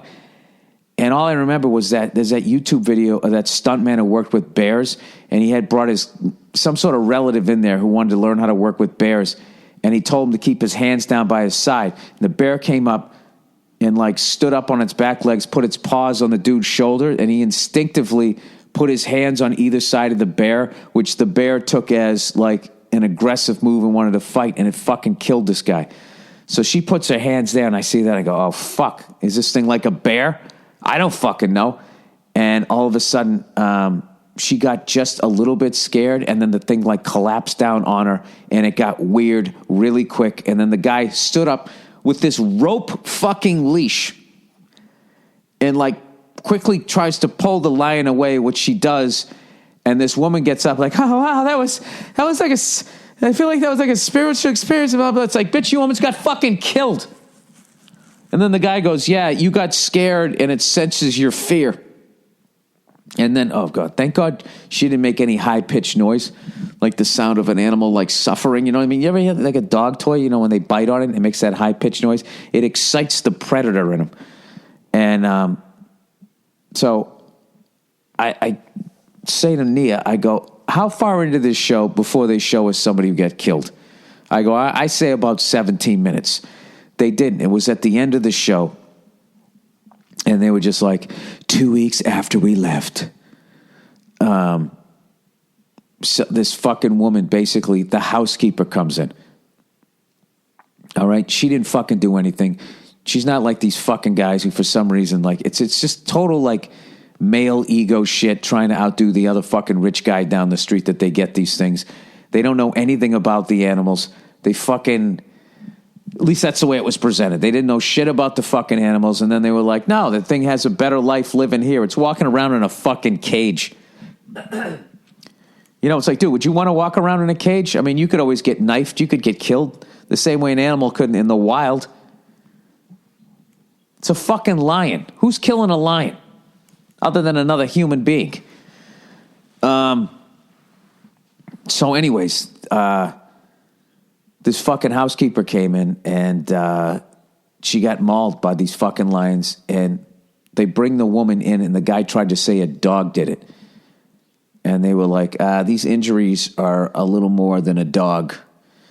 And then the owner is like, well, whatever do you mean? It's like, well, she's missing her left arm and the claw marks on this. And so you know what the fucking asshole did? He had 3 lions. He went home, he shot all of them, and then burned their bodies out in the desert. So so nothing would fucking happen to him. And it was just like, yeah, it's like, yeah, there you go.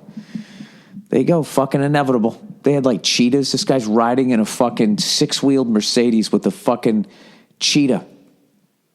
And that woman's getting in the car going, oh, it's acting just like a dog. It's panting, it's looking out the window.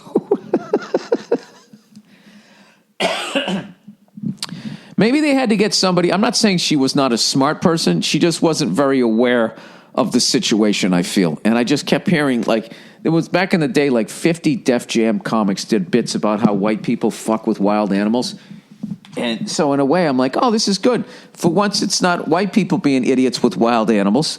Now it's Arabs. Let's take a little heat off of Whitey, and then they bring this white lady in there, and she fucking does everything that, every one of those bits says that we do. So anyways, let's get to some of the reads here for the week, if I can. If my fucking computer isn't going to tell me to fucking, I don't know, update something. Oh, Jesus, here we go. Oh, wait, I have to promote this thing real quick. All right, I was supposed to promote this Regular Hero. Year in review. You can donate now and be a regular hero to change your life today. These people work around the world to help the disadvantaged. They are yet another nonprofit, and I'm assuming that because it's on my podcast that this is actually a legit one. They help out with Hurricane Matthew, Skid Row, at-risk youth. Regular Hero show.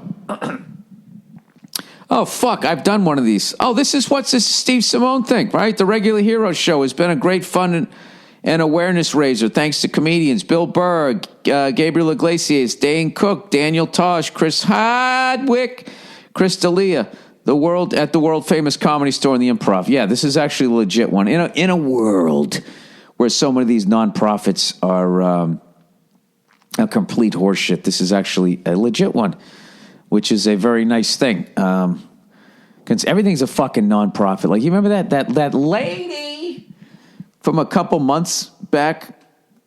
She lost her job at that nonprofit, yet another nonprofit, when she said that horrible shit about Michelle Obama. And of course wrote it like a dope.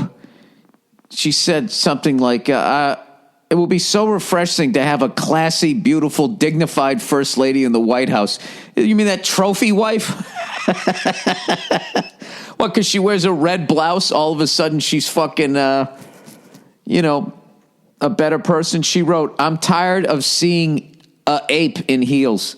Not an, A-N, a ape in heels. And ape is capitalized like it's, I don't know, somebody's name or some shit like that. And so, of course, she gets bounced out of this nonprofit. She gets fired because everybody knows that makes you less racist. You're racist, and then you lose your job, and then you go, oh, wait a minute, what was I thinking? Everybody is equal. So anyways, then the fucking mayor from this town, Clay County or something, West Virginia, I guess, backed up her goddamn... why you would do that?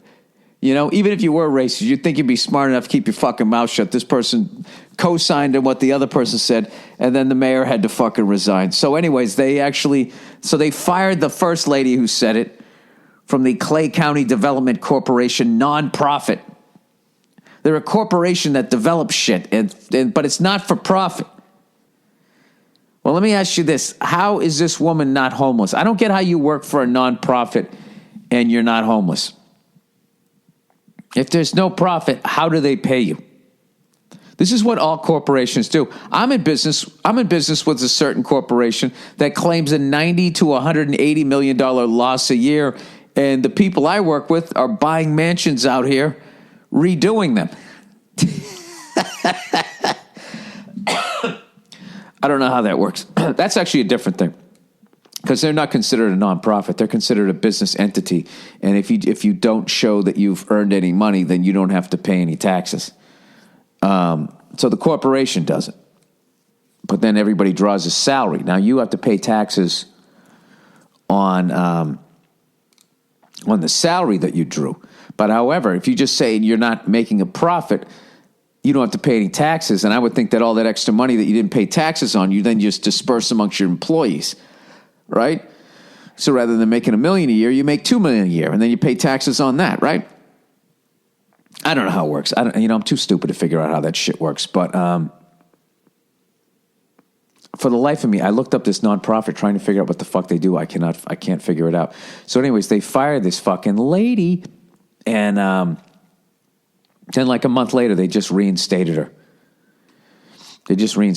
And I don't know. To me, that is the Trump influence. I think that's what everybody learned from Trump. It's just like you just say, hey, that's locker room talk, or, all right, he's fired. And he comes back, I'm back. Yeah, I left for 6 weeks and I'm back, And what I love with media is there's no follow-up after the first story. The first story's done. There's the whole fucking everybody flipping out. Let's go burn the witch. And then once it dies down, then you just bring the person back and they've moved on to something else. I don't know. It's really bizarre. I just don't know how somebody could fucking be in business with somebody like that. It's fucking nuts. Anyways, all right. So, according to the emails, somebody wanted me to look at this fucking thing, and it simply says, crazy Asian sport. Saw this on Reddit and needed you to see it. Merry Christmas, Twinkle Eyes. All right, let's see what this is. Oh, my God. All right, let me hit pause here. This is... I want to go to this. All right, there's this whole group of fucking dudes. They're all dressed in white. Oh, my God. They're all huddled around a pole, and there's a guy sitting on top of the fucking pole. And then another group of dudes come in wearing orange shirts, and they all have on like Olympic boxing headgear, and when the fucking orange dudes come in, they're trying to knock the guy off the pole. This is like fucking ants fighting each other. Dude, you fucking asshole. How can you show me this and not tell me what sport this is? They try to knock the guy off the fucking pole. What is this called? And what happens is basically everybody gets piled on. Once the orange crew comes in, oh, there's a weak guy. He ran the other fucking way.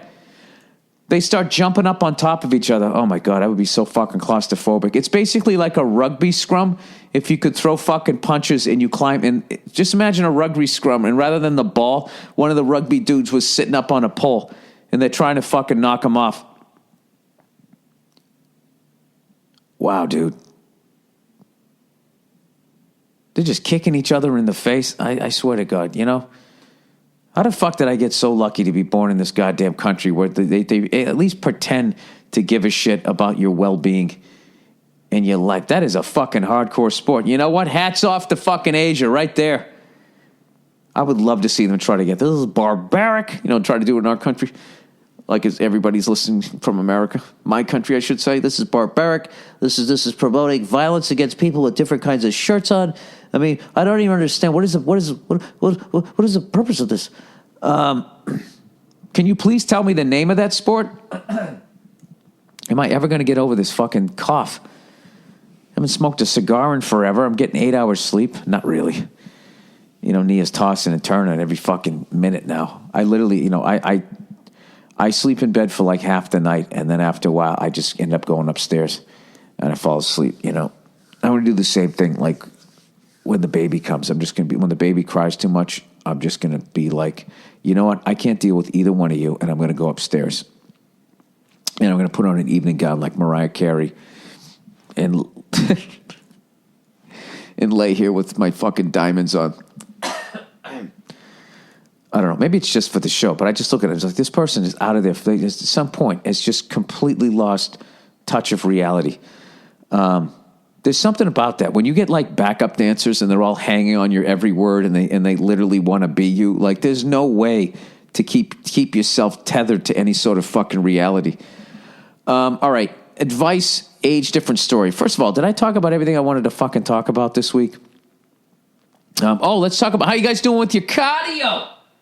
If you're late to the podcast, you can still start right now, man. I've been trying to do a half-hour cardio every single day because, between Thanksgiving and New Year's, you eat all of this fucking shit. You put on weight, and then you just start the year behind the 8 ball.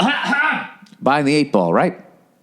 I was like, I'm not fucking doing that. So as of December 1st, I've been trying to do cardio, a half-hour cardio every single fucking day. And, of course, I fucked up, right? What did I do? I made it through the first 11 days. And then December 12th, I had a busy morning, and you really got to knock it out in the morning, which I didn't.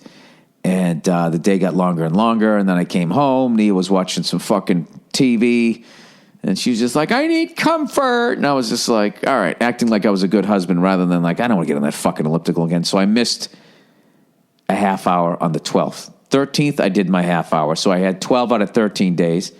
14th, I missed. Then I was like, fuck, this is becoming a trend. Now, I owe that machine down there 60 minutes plus the 30 for today. That was Friday, December 15th. So I got on that elliptical. Baby red cakes. I got on the thing and I did an hour and 11 minutes, 71 minutes out of the 90 minutes. I just looked at it like it was a basketball game or a sporting event, and I was down by 90 points. And so the next day I started my day. I was down 19 points plus the 30 I had to do. And I ended up doing an hour on the elliptical. So now I was up 11 minutes. And then I liked the results of doing a fucking hour. So then on Saturday, I did an hour and 4 minutes. So then now I'm up. I was down 90 minutes. Now I was up an hour and 15, also known as 75 minutes. And then yesterday I did an hour and 15 minutes. So I don't even know what I'm up at this point. 45 minutes plus an extra 45. I'm actually up 90 minutes. Something like that. I don't know what the fuck it is. I can't really remember. But all I wanted to do, I was going to do a half hour every day. And that was going to be, so 31 days, that would be 15 and a half hours of cardio. But now I think I'm just going to do hours every day for the rest of the fucking year. I weighed myself the other day. I was 177. Now, when I came back from fucking Europe, I was a $190. So I've taken 13 pounds off since that trip. So I don't know. It's all about the fucking cardio. I would love to do that. If you know what the reality is if you got an elliptical every day and did fucking 60 minutes, if you just did that, and when you do that, when you put together a playlist, that's when you got to love. I tell you got to love like bands like Iron Maiden, where they have 6-7 minute songs. At least the songs are at least 4 minutes, which is a huge fucking chunk. And I just put my sweatshirt over the clock, and I'm just like, I just peek at the clock after every song's done. All right? So if you're just doing a half hour of cardio, you got to listen to Rhyme of the Ancient Mariner. It's a 13-minute song. Hear the Rhyme of the Ancient Mariner, the whole fucking thing. They got she like me, they show the dice for the crew. Right? You listen to that whole fucking thing? The curse hit high, right? You're going to go from fucking 27 minutes down to 14 minutes. You're like, this is a fucking joke. I always try to put it on, have it come on, time it with like 21 minutes, and then I just cover it up because the next time I look, I'm going to be in single digits. I'll be down to like 8 or 9 minutes. It's fucking tremendous. But anyways, a buddy of mine, my drum teacher, was showing me this fucking song this week. And I don't know how I slept on this one. I've always been a big Soundgarden fan. And somehow I never heard that song, Rhinosaur. And as always, Matt Cameron with the sickest fucking drums. I become obsessed with that song and that fucking album. And when I saw it, I thought it said 2016. I was like, oh, they got back together. This is their latest shit. And then I looked again and it said 1996. Every fucking thing that I listened to, I don't know what happened to me. I think part of it was I got old, and then I was also like trying to fucking get somewhere as a comedian. I just completely missed out on like 20 years of music, and like half the shit people show me, I'm like, oh, that sounds fucking, you know, it always sounds like it's brand new to me. When did that come out? And they're like, yeah, like 2002. I'm like, I just can't get contemporary. I got 20 years of shit I got to fucking sift through. So if there's any other drummers out there, you know, part of my lessons is he'll play shit at the end, like ear training shit. Like you got to try to figure out the groove. You got to figure out what time signature it was in. And this was to figure out what time signature it was in. And of course I was fucking it up. And few drummers out there, it's in 6. But if you count the eighth notes, you just count up to 12, and the phrasing is 7 and 5. And I would play it for you on here, but I always just feel like because I do advertising, if I play any music, that all of a sudden somebody's going to come after me and be like, you owe us money because you made money off of MeUndies while you played our fucking song or whatever. Anyways, what do you guys think of the Patriots yesterday? Everybody's flipping out about our defense. Like, I don't know what the big, you know, we beat the Ravens, and the Ravens, you know, they got that Suggs guy. But back in the day, they had Suggs, they had Ray Lewis, and they had Ed Reed. So their big three is basically down to one dude. And, you know, they're not who the fuck they were. And then we beat the Broncos in Mile High, where we never fucking win. But they got a rookie quarterback. I don't know. I get so frustrated with the Patriots because it seems like they only protect their offensive players. I know I've been bitching about this, but they just, you know, that fucking cornerback, whatever the fuck his name is, Talib, whatever the fuck his name is, like when he was with us, that whole side of his whole quadrant section of the field was just shut down. What didn't we like about that? Why didn't we just keep that guy? You know, we got fucking wide receivers, we got fucking our quarterback. That's where we keep all our fucking. You know what? This is my theory. Bill Belichick is such a defensive genius. I think he just thinks like, you know what? I don't fucking need. I don't. Look at this. My fucking computer just decided. You know, I said, contact me in an hour. And I was like, all right, an hour's gone by. Now it's just syncing with my fucking phone. Like, who's doing this? So weird. There's like all these fucking satellites just fucking pointed at you. I don't know. Anyways, I think he just is convinced that he can take any second-round draft pick, train this person into being an NFL quality player at that position / borderline all-pro. If you become an all-pro, then he just fucking gets rid of you the second you want money. Just fucking been doing it forever. But back in the day, you know, we'd keep McGinnis, we kept Vrabel. So our defense, I felt like, had an identity. Now it's like every 3 years, it's like a whole new fucking defense. It drives me up the fucking wall. I don't know. We'll see. Because I watched the Giants, you know. And, you know, like all Patriot fans, every year when the Giants go on their run, you get this sickening feeling in your stomach going like, oh, fuck. Yet you want to play him again because we got to beat him one time. You know, and I was sitting there going like, all right, well, they lost Tom Coughlin. This is going to be huge. And lo and behold, they're doing it again. They're on another fucking run. All right. The defense looks fucking amazing. You know, I'm not saying the defense doesn't look good, but it does not look as good as theirs. And I don't know. That's the Giants thing. Like, the only thing about the Giants is they don't score any fucking points. For whatever fucking reason. They got Eli, who's a goddamn beast. They got the fucking, they got the diva there. What's his name? I don't. My short-term memory's for shit. I just thought Wyatt. I can't fucking remember. His last name's the same name as the fucking soccer player with all the tattoos who's married to the Spice Girl. Beckham. Bend it like Beckham. Odell Beckham. There you go. See that? I'm learning how my fucking old brain works now. I got to go on one of those brain exercise websites that try to help you with your short-term memory. I don't know. I'm fascinated how they can have him at wide receiver. You know, I don't know if they're paying that Cruz guy a bunch of fucking money, but they got Eli. They're able to keep him. But then on the other side of the ball, they got JPP. And if he didn't fucking mess up his hand, like they seem to be, they're more balanced. You know, so what if Chandler Jones wanted money? He fucking earned it. Sometimes I just feel like we're getting, I don't know what the fuck. How many Super Bowls do they have to win before you realize Bill Belichick knows what he's doing? I know. I'm just looking at the NFC West, and it just seems like they're stronger. I'll tell you right now, the Dallas Cowboys, you buying or selling? I'm selling. I don't believe in them. I don't believe in the Dallas Cowboys. I don't believe in their coach. I don't know about, you know, this is just totally based on, I look at that guy and I go, I don't believe in that guy. I just don't. Pete Carroll is a fucking beast. Eli is an animal, and their coach, who I swear to God looks like he won some radio contest, is a wolf in sheep's clothing. Is a wolf in upper deck fucking eating a pretzel and getting mustard all over his face clothing. I think one of those teams, and this really isn't going out on a limb, I think one of those two teams goes to the Super Bowl. And having watched both teams, I think I would rather play. I'd rather play Seattle, and that's only because Seattle, you know, once you win win a Super Bowl, you go to back-to-back.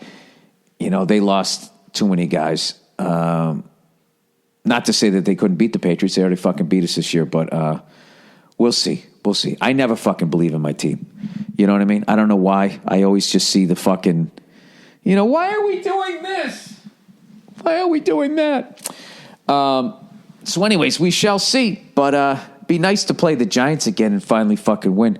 We would have to win that game, or else Tom Brady would forever just get ripped on sports talk radio by all his mouth-breathing dopes. They would be like, does that mean then you could actually say that Eli is better than Tom Brady? Like it was this one-on-one game. Like Tom Brady, every Super Bowl, has not led his team down the field for the winning score. He's had to do that every Super Bowl that he's been in, you know? And 4 out of 6 times the defense went out and did their job, and 2 times they did not. And I'm not taking it away from fucking Eli, because 2 times Eli beat our defense, but he beat our defense. He did not beat Tom Brady. However, when you're the quarterback, you take all the blame. You know, all you got to do is look at Dan Marino and the ridiculous level of shit that guy takes, despite the fact all the records that guy. I've never understood it. It's just, did he have to tackle people too? Was he supposed to run the ball up the gut to fucking eat up some of the clock? I don't know. It's just so fucking. The shit that Dan Marino gets is the dumbest. It's the dumbest ever. This is how much the game has changed, by the way. I looked this up the other day, just because all they do is fucking throw the ball. And I looked up all-time, you know, running backs, just rushing all-time for your career. And I'll tell you right now, what's his face? Emmitt Smith, no one's going to break that fucking record. The way they just don't run the fucking ball anymore. No one's going to get anywhere near that thing. Let me look this shit up. Like, I looked it up yesterday, and not now. I don't want to install these fucking things. Fuck off. Jesus Christ, it's like a fucking kid tugging at you. Mommy. Where we go? All-time NFL rushers. All right, where the fuck is it? Pro Football Reference. This is the best thing ever. So I looked this shit up, okay? And in the top 20, all, like, as of right now, there's only 3 active players in the top 20. The first 7 are all retired. Okay? The highest ranking one is Frank Gore, who has 12,931 yards. All right? Then you got to go all the way down to 16. You got Adrian Peterson, who, granted, took a year off because he beat his kids up with something he found in the woods. Adrian Peterson, and then you got Steven Jackson at 18. All right? You go to the all-time... where the fuck is it? Passing. Where the hell is it? Passing yards. How hard is it to find that? Passing yards. All right. So there's only 3 active players top 20 rushing, right? Starts at 8 and ends at 18. All right. Passing all time. There's in the top 14, there's 6 active players. 6 active players in the top 14 all time. There's only 8 other QBs in the history of the NFL that has thrown as many or more yards than 6 current fucking players. And the top 2 all time are Peyton Manning and Brett Favre. Peyton Manning just retired last year. Brett Favre retired 6 years ago. It's fucking unbelievable, like how much this game has changed. And there's only 2 really old school names in the top 20. Is Johnny Unitas, where's the other one? And Fran Tarkington. And what's his face? Like John Elway, Warren Moon, that class. Dan Fouts, Joe Montana. They came in, they did their damage. Dude, Kerry Collins is in the fucking, he's 16th all time. So here you go. So you got Peyton Manning's 1, Brett Favre is 2, Drew Brees is 3 with 65,462 yards. He's less than 7,000 yards, about 6,500 yards away from owning the record. Dan Marino's 4th. Then it's Tom Brady, John Elway, Warren Moon. Then Eli Manning is 8. Then Fran Tarkington. Then Ben Roethlisberger, Vinny Testaverde, Phillip Rivers, Drew Bledsoe, Carson Palmer, Dan Fouts. I've seen like everybody, all of these people play in my lifetime. I did catch the end of Fran Tarkington. Dan Fouts, Kerry Collins, Joe Montana, Johnny Unitas I didn't see, Dave Craig, Boomer Esiason, Donovan McNabb. All right, Donovan McNabb is 21st all time. That's how much the fucking game has changed. It's unbelievable. And what it is that these guys are like throwing for 4 yards, 5, 6 yards. That's shit you used to give to the running back. So I think Emmitt Smith, Walter Payton, those guys, no one's going to touch their. I don't know how you get enough fucking attempts to even do it. Was there a point to that, Bill? I'm just saying they throw the ball a lot. I guess that's what I'm saying. Jim Irsay completely changed. And then another thing, too, is just the way that they protect the fucking quarterbacks, you know, when they call it the Tom Brady rule. Because that time he turned around and looked at the referee and said, "Hey, somebody touched my jersey." And the referee was like, "Oh, I'm sorry." He fucking threw the flag. Everybody calls it the Tom Brady rule, which I love. I love that they call it the Tom Brady rule because it is. You know, you got to protect your quarterbacks. That's your money. Everybody realizes that, when the best, everybody knows the fucking quarterback. If that guy gets knocked out, no one's going to watch the game. So they protect the hell out of him. And they're like, yeah, fuck everybody else. And people who are not into sports, they're into offense. They want to see some action. So now it's like illegal to cover a fucking receiver. Dude, Dan Marino, the shit you could do during that guy's fucking career, and he still threw for like 60,000 fucking yards.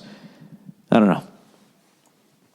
They always talk about steroids, right? And they put an asterisk next to your name, They don't, the same way they don't give Barry Bonds his just due. It's just like, you're going to sit there and tell me, all of these fucking guys were as good as Dan Marino with the yards they're putting up. Fuck out of here. All right. Advice, age difference, and history. Dear Bill, I'm just a Bill. Yes, I'm only a Bill. I'm a big fan of yours. I really enjoy your podcast. Thank you very much. I appreciate it. I am 28 years old and in a relationship with my girlfriend who's 7 years younger than me and who I plan on marrying. We're really great together and I love her. Well, congratulations. The thing is as our relationship has gone on, I've been getting some static from people about our relationship. Well, who gives a fuck what they think? Like I said, she's 7 years younger than me, but we've known each other for a while. We've met when I was working at my first job as a counselor at a camp when she was one of the kids. Oh, Jesus. When we first met, I was 17 and she was 10. Yeah. Yep. And that's that creepy thing. That's that creepy thing. Because at some point you were like, oh, look at that little kid. That's the Woody Allen moment where you go, oh, isn't she adorable? And then at some point the switch flips to being like, hey, I think I want to fuck that. You know, there's no way to get around that, sir. You'd have to understand that. So anyways, he says nothing happened between us at that point. Well, I would hope so. It wasn't until we reconnected years later when we were older that we started talking again and really getting to know each other. All right, well, I guess that's fair. But people are going to say some shit, right? Anyway, I'm getting shit from some family and friends because of our history. Just from an outside source, I'd like to know what you think. Do you think it's strange or weird? I know there's people out there 15 to 20 years apart. It's just with our history, it throws people off. Again, what do you think from an unbiased perspective? Thanks and go fuck yourself. Yeah, the thing is that you were 17 and she was 10 when you first met her. That's what makes it weird. Like my wife is 10 years younger than me, but I didn't meet her until I was 35 and she was 25. Hey, Nia, come in here. Here's a question. Somebody's 28. What do you say there, Wendy? What are you so out of breath for? Come here. You gotta give me a place to sit here. Oh, Jesus. So this guy, he's dating this woman, right? He wants to marry her. He's 28. She's 21. He said, the thing is I met her when I was a counselor. I was 17. She was only 10. He goes, obviously nothing happened then. He goes, obviously nothing happened then, but now that we're together, people are giving us shit. And I was saying how there was a 10-year difference between us, but I was 35, you were 25. Right. So they're looking at you like you've been grooming her since she was 7 years old. Yeah, but he met her, but then seems like he didn't see her for a while. Then they reconnected and had all. Of course, which happens. Don't worry about it. If you know everything's on the up and up, just do your thing. Is her family cool with it? Is her family giving him the side eye like he was grooming her, or seems to just be friends? What do you mean? His friends, people that he knows, are just like, this is what I would do. I would just, whatever those people. His friends are giving him shit about it? I wouldn't. If you meet new people, I wouldn't tell them that that's how you first met them. Yeah, probably not. Not everybody needs to know your entire history in that way, just because people will misinterpret it. But yeah, if you guys are fine, your families are fine, don't worry about it. Yeah, as long as nothing happened when you were a counselor. Exactly. As long as you're sure nothing happened when you were a counselor, which I'm sure it didn't. He always wants to push her on the swing. Oh, God. I know, it's bad. All right, let's see. Now I did it to you. Sir, you're gonna have to, there's a certain level of shit you're gonna have to deal with. Where are you going? I'm going out to have a little breakfast with a friend. I didn't like the vagueness of that. You're having a little breakfast with a friend. Yes. I'm going to get smoothies with Chelsea Peretti. Oh, you didn't have to say that. Smoothies. Yes. Chelsea Peretti. Smoothies with Chelsea. Yep. Sacramento's own Chelsea Peretti. Is she from Sacramento or Oakland? Yeah. She's from Sacramento. I thought she was from Oakland. No. Oh. Hella Sacramento. Hella Sacramento. She does say hella. Yeah, she's white trash from... She is. She's white trash from Northern California. She is. She's also a Republican. Anyway. All right. Where the fuck am I? Yeah, dude, just, who gives a fuck? This is the deal. Once you get married, you have fucking kids and shit, you're never going to see anybody anyway, so who gives a fuck? Who gives a fuck what people think? Go out and do what makes you happy, okay? As long as you're not hurting anybody and you're not breaking the law, please go out and do it before just being happy becomes illegal. Because, just the level that the population is going in, I'm thinking by the end of my life, I don't know what it's going to be like over here. I hope we don't end up like China. With China, it's so fucking overpopulated. They got to people. Nobody drive cars for 5 fucking days, and just the shit that they're dealing with is it's brutal over there. Which whip am I taking? The white one? The white one? What are you doing? Yeah, take the Prius. Take the Prius. I still have the Prius, everybody. I'm going to be selling the car. I can't find the title. So I sent in all the forms to the DMV. Bye. Enjoy your smoothies. You big Hollywood phony. Bye. All right.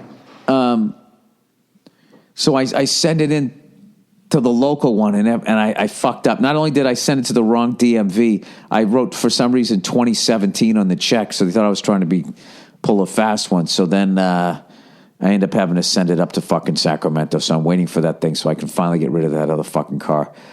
All right, here we go. Girlfriend texts. Hey, Bill, I'm in a bit of a tough situation. Oh, I think you are. You wrote in twice. And would love to hear your take on it. I'm 24 years old and was recently seeing a 33-year-old girl. Whoa! I love it. Ba-da-doo-doo-doo-doo-doo.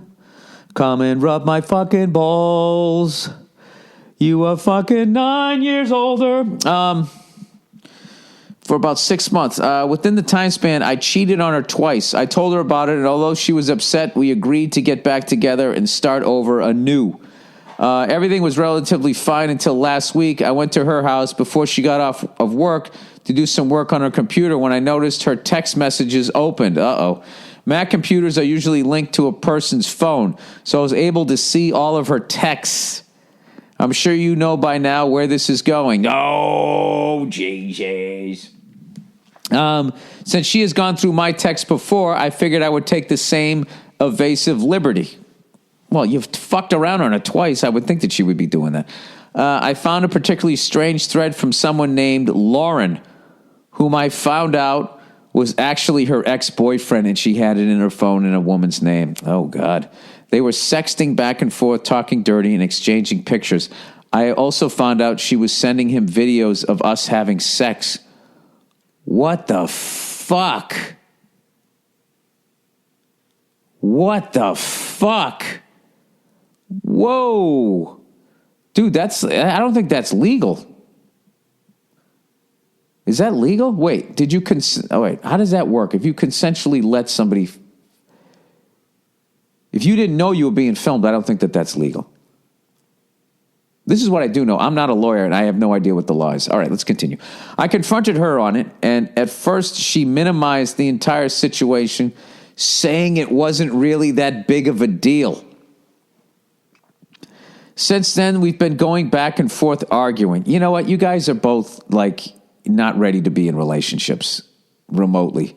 And thank God you both found this out before you got married and had kids. She's since apologized, but I'm not really sure what to do. I did cheat on her, so does that even the playing field? Or is the whole thing just rooted in dysfunction and chaos? There you go. Walk towards the light. I can't tell if I'm just lonely and want her in my life again or if I should just walk away. Please help me here. I am emotionally involved in this situation, so it's hard to make a clear, objective call. Dude, just walk away. Walk away, and you need to do some work on yourself because I think you're a fucked up dude, and I'm saying this with empathy. You're a fucked up dude who's actually a relationship guy and probably would have just gotten married and fucking had your own little fucking fruit stand or whatever, but something fucked up happened to you as a kid. You got weird boundaries, so you get into relationships with dysfunctional fucking people, and then you can continue to fuck around on the side and all that. It's actually a very common thing. So I would say what you need is you need to be single, and you need to do some work on yourself. I would go to therapy. Figure out what your deal is. Really figure out what the fuck it is that you want in life and what it is that you're looking for, and then just take a baby step every day walking towards it. That's what I would do. But I would get out of this relationship. And I would give her the same advice, too. There you go. Yeah, get out of it. And just know that you're going to be fucking lonely. But dude, all it takes is 2 to 3 months. You'll be fine. You know what I mean? Just make yourself go to the gym. What you got to do is you're breaking a routine, and you're fucking used to this person being in your life. But the further you go without seeing that person, the more objective you can be, and you can look back, and then one day you're just going to be like, what the fuck was I thinking? And it can actually be funny to you, or you can really just see what the fuck is wrong with me that I would do that to a person, and what is wrong with me that someone would do that to me and I would consider staying. You need some self-esteem there, buddy. All right. Girl with pet rat. Oh, Jesus Christ. Dear Billy Christmas Toes, I don't even know what that means. I've been listening to the podcast for a long time. I recently came into a situation that resulted in me having to make a decision. Instead of writing into you and asking what to do in the situation, I decided to do what I thought you would want me to do and write in with the results.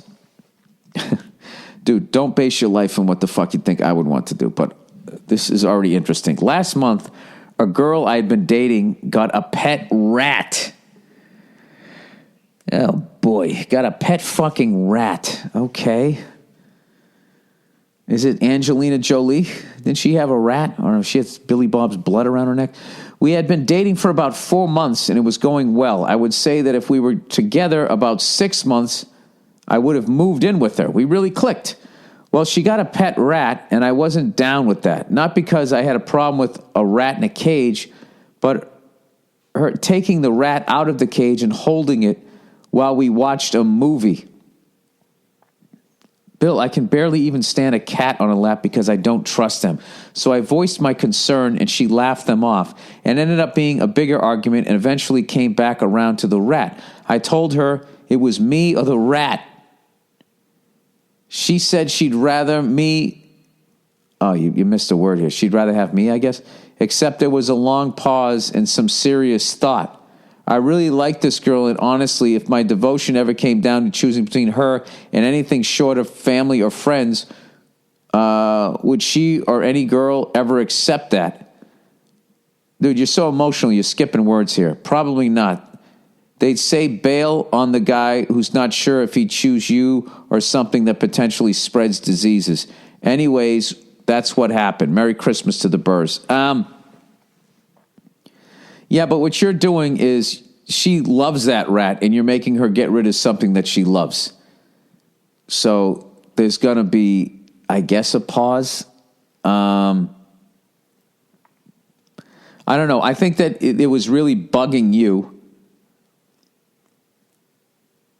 I think it was really fucking bothering you, and you let it simmer, and then you just fucking hit her with, you were ready to talk about this for days, weeks, I don't know how long, and then you just fucking caught her off guard, and she's been bonding with this thing, and you made her make a Sophie's choice between you or the rat.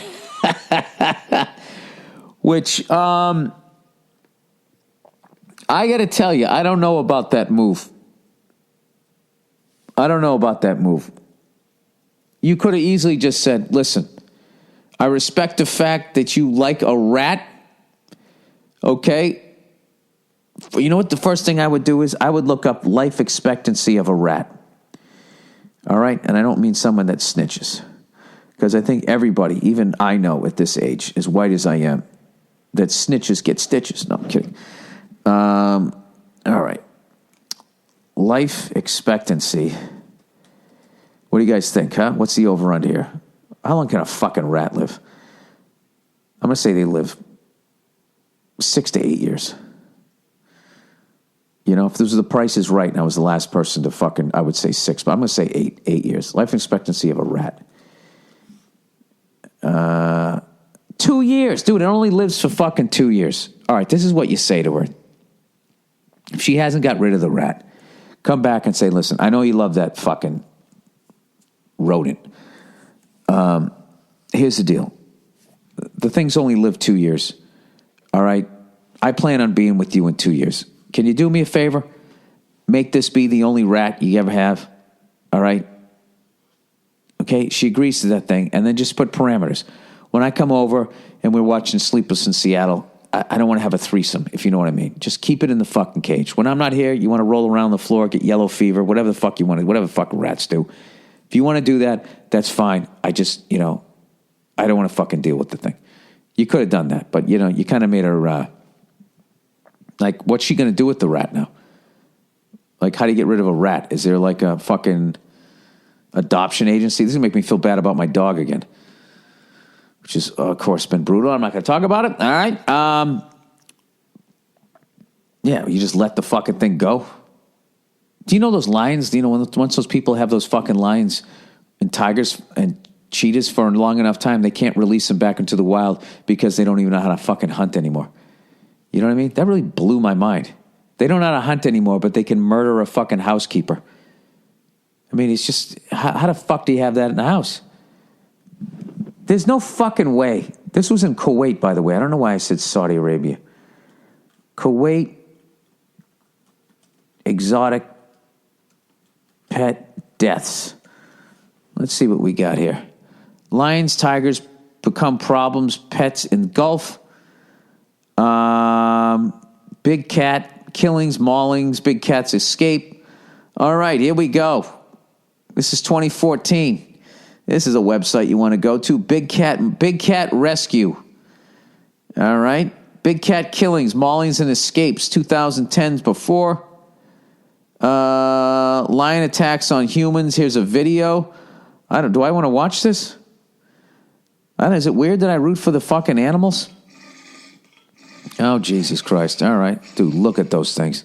I was talking to Verzi, and we were talking about these big cats. Like, those big cats, they're literally the Lamborghinis and Ferraris of cats. Of animals. Oh, my God. It's got his fucking arm. It's got his fucking arm, and he's trying to slap at it. Oh, my God. Jesus fucking Christ. You're a fucking idiot. This guy's trying to remain calm. Dude, there's one guy, he's dealing with this lion attacking him, and then there's another guy slapping at the fucking lion. And it's got his fucking leg. It's just sort of holding him. He's almost away.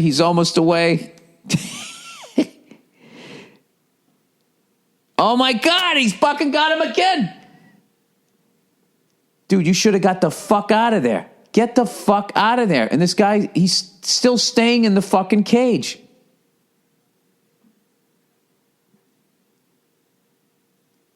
Oh, there you go, you fucking dope. Oh, this is like the top 10. All right, you got to go to this. BigCatRescue.org.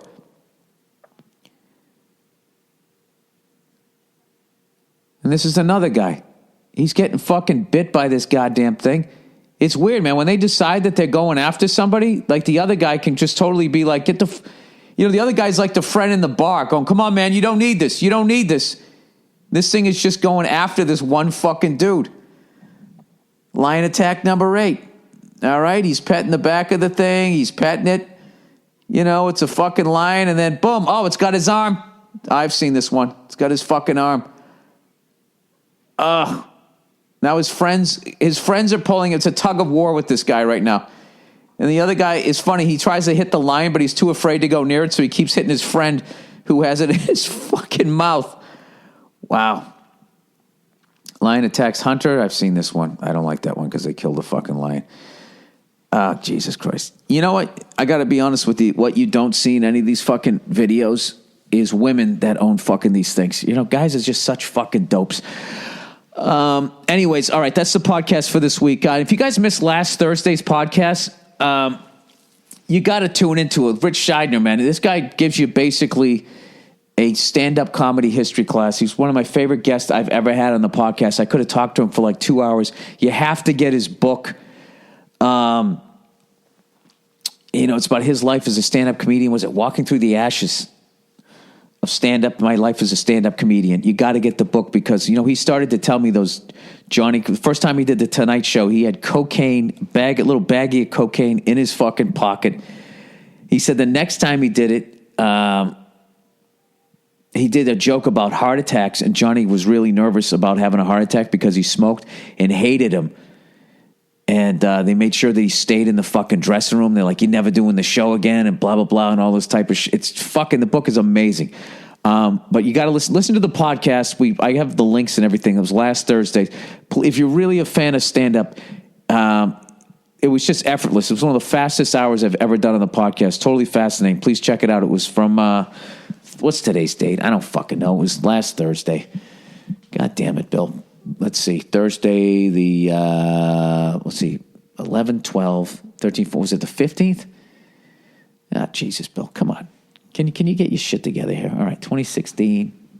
Yeah, Thursday the 15th. Check that one out. All right, that's the podcast. Go fuck yourself. I'll check in on you on Thursday.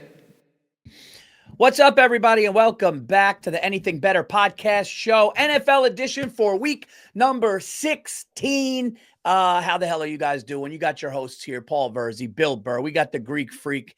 Wait, is next week the last week of the regular season? Two more. That's right, because everybody gets the bye week. Okay. It's wild. And of course, we have Jake the Snake, the injury report guy. But first, we have to shout out our great sponsor. It's the BetMGM. It's BetMGM, everybody. BetMGM is offering $1,500 in free bets to get your season going.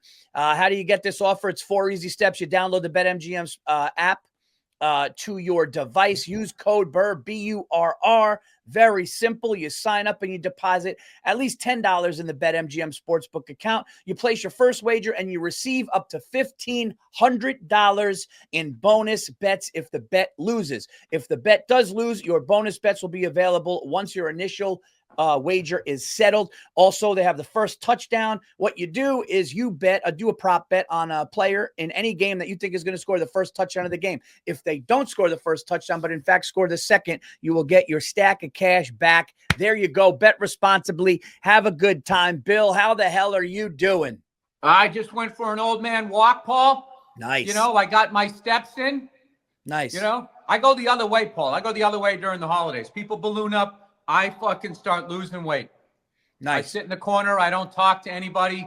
They feel the depression of the end of the year, and I sort of ruin it for them. Then they go outside. I go outside. I'll smoke a cigar or something, and then everything's good. No holiday cookies for you. You know what? Me neither. Dude, what am I, fucking 8 years old? Dude, dessert past a certain age it's for women and kids. All right? Women, I give them a pass. You know what I mean? They're fucking giving blood every month. Their hormones are all over the place. They don't know they need a cookie, right? It's like, what are you doing as a man? Little German chocolate cake, though, man. After a meal. Paul. Who would have thought German chocolate cake would be one of the best desserts ever in history? It's amazing. Paul, that's slightly offensive to me as a German. You are German, which is nuts. Because I always, you know what, Paul? You kind of just said, whoever would have thought those fucking crowds could make anything in the goddamn kitchen? Who would have thought those crowds could be happy? Oh, this is a bad joke. Hey, they're good with ovens, but not for cooking. You know what I'm saying? Oh, not during the holidays. I hate when people groan history. I'm not advocating it. Dude, I got one for you, dude. Can I eat some scrambled eggs here, Paul? I need a little protein after my brisk old man walk through the neighborhood. Dude. My son's basketball team played a team of kids that were all Jewish. And these kids come out, and I'm not joking around, dude. Some of these kids had, yarmulkes on and stuff. And I just leaned over to a dad jokingly, and I go, dude, I never seen that on a court, but that's got to be one of the least most intimidating things I've ever seen on a basketball court. Dude, I like it. They beat us by 45. That's what I like. With the yarmulkes on. Go fuck yourselves. I love that. One kid had bling on his yarmulke, draining threes. I'm not joking. Well, then now you learned something. When the Jewish kid shows up and he has bling on his yarmulke, he's shooting from downtown. One mother, I swear to God, one mother in the bleachers goes, "Hey, don't judge a book, okay?" Dude, people forget. They had champions in boxing. They just haven't done it in a minute. Dude, Sandy Koufax. Julian Edelman. Come on. Yeah. That reminds me of I will say you don't see a lot of fast gingers running the court. What was it? The Zucker Brothers movie Airplane. She goes, "You want to read something?" She goes, "Give me something light." She goes, "Here's a leaflet, famous Jewish athletes or something." But dude, they're Sandy Koufax, dude. Well, that's the thing. They have legends. It's a nice, it's like somebody with a refined taste with the car collection. He didn't buy every fucking car. He just has a few that he likes. Yes. They got big enough guys to shut him down, I feel. Jewish boxer or no? You got to go back to the black and white days, like the middleweight things when they were living in ghettos and stuff, and they were they had to fight their way out. Yeah. Never underestimate, Paul, having no fucking money, how good you can become in boxing. Yeah, in anything, really. Chris Rock did a bit about that a long time ago. What did he? Saying the broker you are, the better you are at boxing. and was talking about how black people were dominating it. And then he picked some other group. He goes, but there's whatever. There's some so-and-so going to come in and kick his ass one day. Yeah. No, I'm trying to think of like the stereotype athletes. Like Italians were good Italians, there's not many Italians. You have Rocky Marciano. Italians were good with the referees, Paul. Let's be honest here. Okay. In boxing, in basketball, that's where the Italians thrived in sports, was with the officiating. That's great. All right. We're going into week. My people were all bleeders. Yeah, but your people were tough as nails. German. I'm mostly German, so I can't claim. Dude, I'm just an idiot from Massachusetts. All right, that's what I am. Dude, whatever started this though, when you fight. I honestly think, dude, that was like a logo. I think that was the fighting. I don't think anybody ever did that. And then I think when you watch movies that they have old timey thing, they don't like. If you watch, was it Jack Johnson, that heavyweight from like 100 years ago? He wasn't doing this. No, that movie that took place in Ireland with Tom Cruise, was it called Far and Away, where they were like gentlemen, they had like shirts and they had the suspenders and everybody got Tom Cruise in a fucking period piece. That's not what they really did. Dude, so much shit that Hollywood just comes up with. People think. My brother took this tour one time when he was in the Grand Canyon, and Native Americans, Indians, whatever the fuck you're supposed to say, were given the tour, and he was showing how his tribe played the drum. He goes, we play it like this, we play it like that, play it this. He goes, however, we never played it like this. And he starts going. That was some shit that my people came up with in Hollywood. Dun dun dun dun dun dun dun dun dun dun. Yeah. Dun dun dun dun dun dun dun dun. Dun dun dun dun dun. Yeah, all bullshit. I'm not gonna lie. If I ever got into a fight and a guy came at me like this, I'd be like, I'm about to get fucked up. This guy knows what he's doing. Yeah. I wouldn't think he's gonna hit you. He's gonna. I'm looking for the spinning back fist. You know, it's straight, right? He does the straight back fist. Yeah. All right. Before we get into these picks, Jake the Snake's got a big injury report. Bill, we got a lot of people out this week. Jake the Snake recently voted most eligible bachelor in Fullerton, California. I heard that. Congratulations, Jake. Thank you. Look at that smile he's got. It's a big honor. He's got the glasses on, Paul. He just jumped up offer for this podcast. Here we go. All right, what do you got, Jake? No glasses this week. Well, the biggest injury is Patrick Mahomes. He got hurt last week, but he's expected to play. What, he sprained his fingers? Trying to get a hollow coming up? Is that what happened?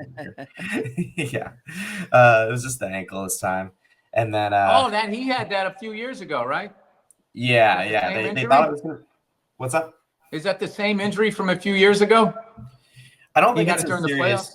Yeah, it doesn't sound like it's as serious this time. And then they thought he was gonna be out for a bit, and then the line came out and it flipped to -3 for the Chiefs just recently. So I think everyone is expecting him to play. Dude, I bet the Browns last week because I was like, that's such a gift that the Chiefs are going to win. I'm like, there's no fucking way. And then they just killed him. Yeah, I was on the Chiefs. Jake, you don't have to rub it in. There's no reason to rub it in. All right, go ahead. Speaking of the Browns, their season's pretty much over, but Jameis Winston is getting benched as well. But he's not the only quarterback getting benched. Kirk Cousins has been benched for rookie Michael Penix from Washington. So they play the Giants this week, so we'll see how he looks out there. But their season is pretty much on the line. Yeah, they paid him $150 million, and they're benching not even 1 year into the contract. So that's a pretty. How big old is Kirk Cousins? 36 or 37 off the torn Achilles. So yeah, it's going to be a tough road for the Falcons with that deal. Another big injury is TJ Watt. He got hurt at the end of the Eagles game. He was limited. Yeah, he was limited this week, so we're not sure yet. But Steelers are 1-10 when he's been out, so that's definitely one to monitor. And the other team that's starting to accumulate injuries are the Lions. They have a lot of injuries, but the biggest one is their starting running back, David Montgomery. He's out for the year. Tore his knee. Yeah, so they have a good backup. Jake, you got any good news this week? My God, Jake the Snake is earning his money this week. Yeah. All right. Good news is Herbert's playing. and Patrick Surtain for the Broncos, I guess. And then trying to think. Yeah, I don't know. There's not a ton. Oh, and Geno Smith, he got hurt against the Packers last week. He'll be out there as well. So those are kind of the big ones. I also saw Burrow and Baker are hurt, but I can't imagine those two not playing. And Cincinnati's still in it, right? Cincinnati's still in it, yeah. I mean, there's the Charger-Bronco game tonight is definitely going to be a big indicator of whether or not they can make the playoffs because they play the Broncos next week. So I think if the Broncos lose, that would probably help their chances. But I don't have the exact numbers there. But yeah, it's a big week for the playoffs for sure. It's going to be a lot of good football. Thank you, Jake the Snake, coming in. He's just pro. It's He gives you the bad news, but then he ends with the positive. It's going to be a lot of great football. I mean, you let him down easy, Jake. You do the gift bag with your women like Derek Jeter? I think it was Larry David or someone who had the breakup strategy. Part of Jake's gift bag, he gives him 4 picks for the next week. Hey, go buy yourself something nice with these picks. Before she leaves, he just goes, "Come here, sweetheart." Just flips her a piece of paper. They'll at least go. I got inside information. Patrick Mahomes is not nearly as hurt as they're saying. All right, take that for what it's worth. Touches her cheek, she goes away. All right, let's get into the picks. Who's going first? You go first because I had to do it myself. So you go first. All right, my Patriots are 14-point underdogs going into Buffalo. I'm feeling a little disrespected here. Okay, we all know where we're at. You don't have to bring it up with the spread. I think the Bills are going to cover that, and then they're going to be like, you know what? We need to save some guys here for the playoffs, and then maybe we get a little back into it, and then we cover it. I feel like they're going to be up 17. They're going to take Josh out. I don't know if they'll take him out.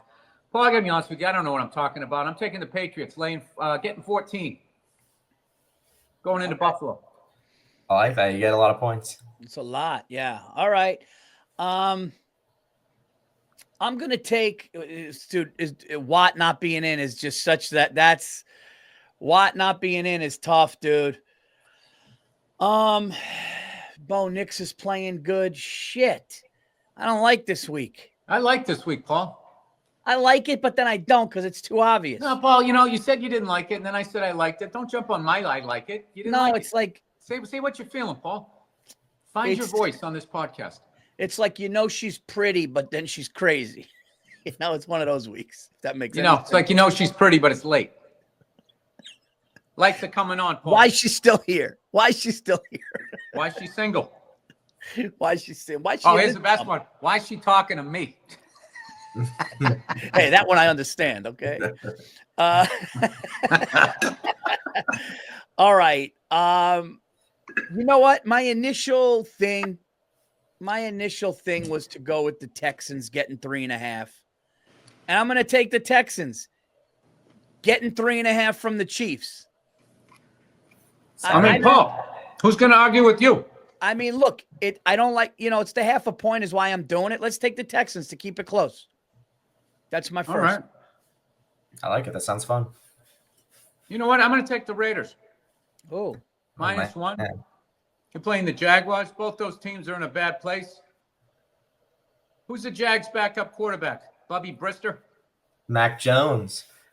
Mac Jones. Yeah. Me and Bill's like, I'm going to double down now. Mackie Jones. And what do the Raiders got? Mitch Trubisky? Oh man, yeah, they've gone through a bunch of quarterbacks. I think they're on Desmond Ritter. Haven't heard much about him. Oh, Jesus. Also, Max Crosby. No, you know what? Fuck that game. Max Crosby's out for the year too. Wow. He is? Okay, forget it. Mad Max. What happened to him? Some ankle surgery, I guess. I think they're just trying to tank and get Shador Sanders. Look at you saving me a pick there. All right. Well, then you know what I'm going to do? I'm going to take the Lions -6.5, going into what used to be Soldier Field, whatever the hell they did to that. I'm going to go with them. Because why not? Why not? I like the 0.5 point because it always fucks you, Jake. That's what I'm looking for. Yeah. I'm going to take the Cincinnati Bengals laying 7.5. I think Joe Burrow and the Bengals are going to the playoffs. I think they're playing good right now. The Browns are finito. Let's go. They're going to blow them out at home. I'm saying they win by 20 plus. Yeah, me too. Sorry. I love that pick, dude.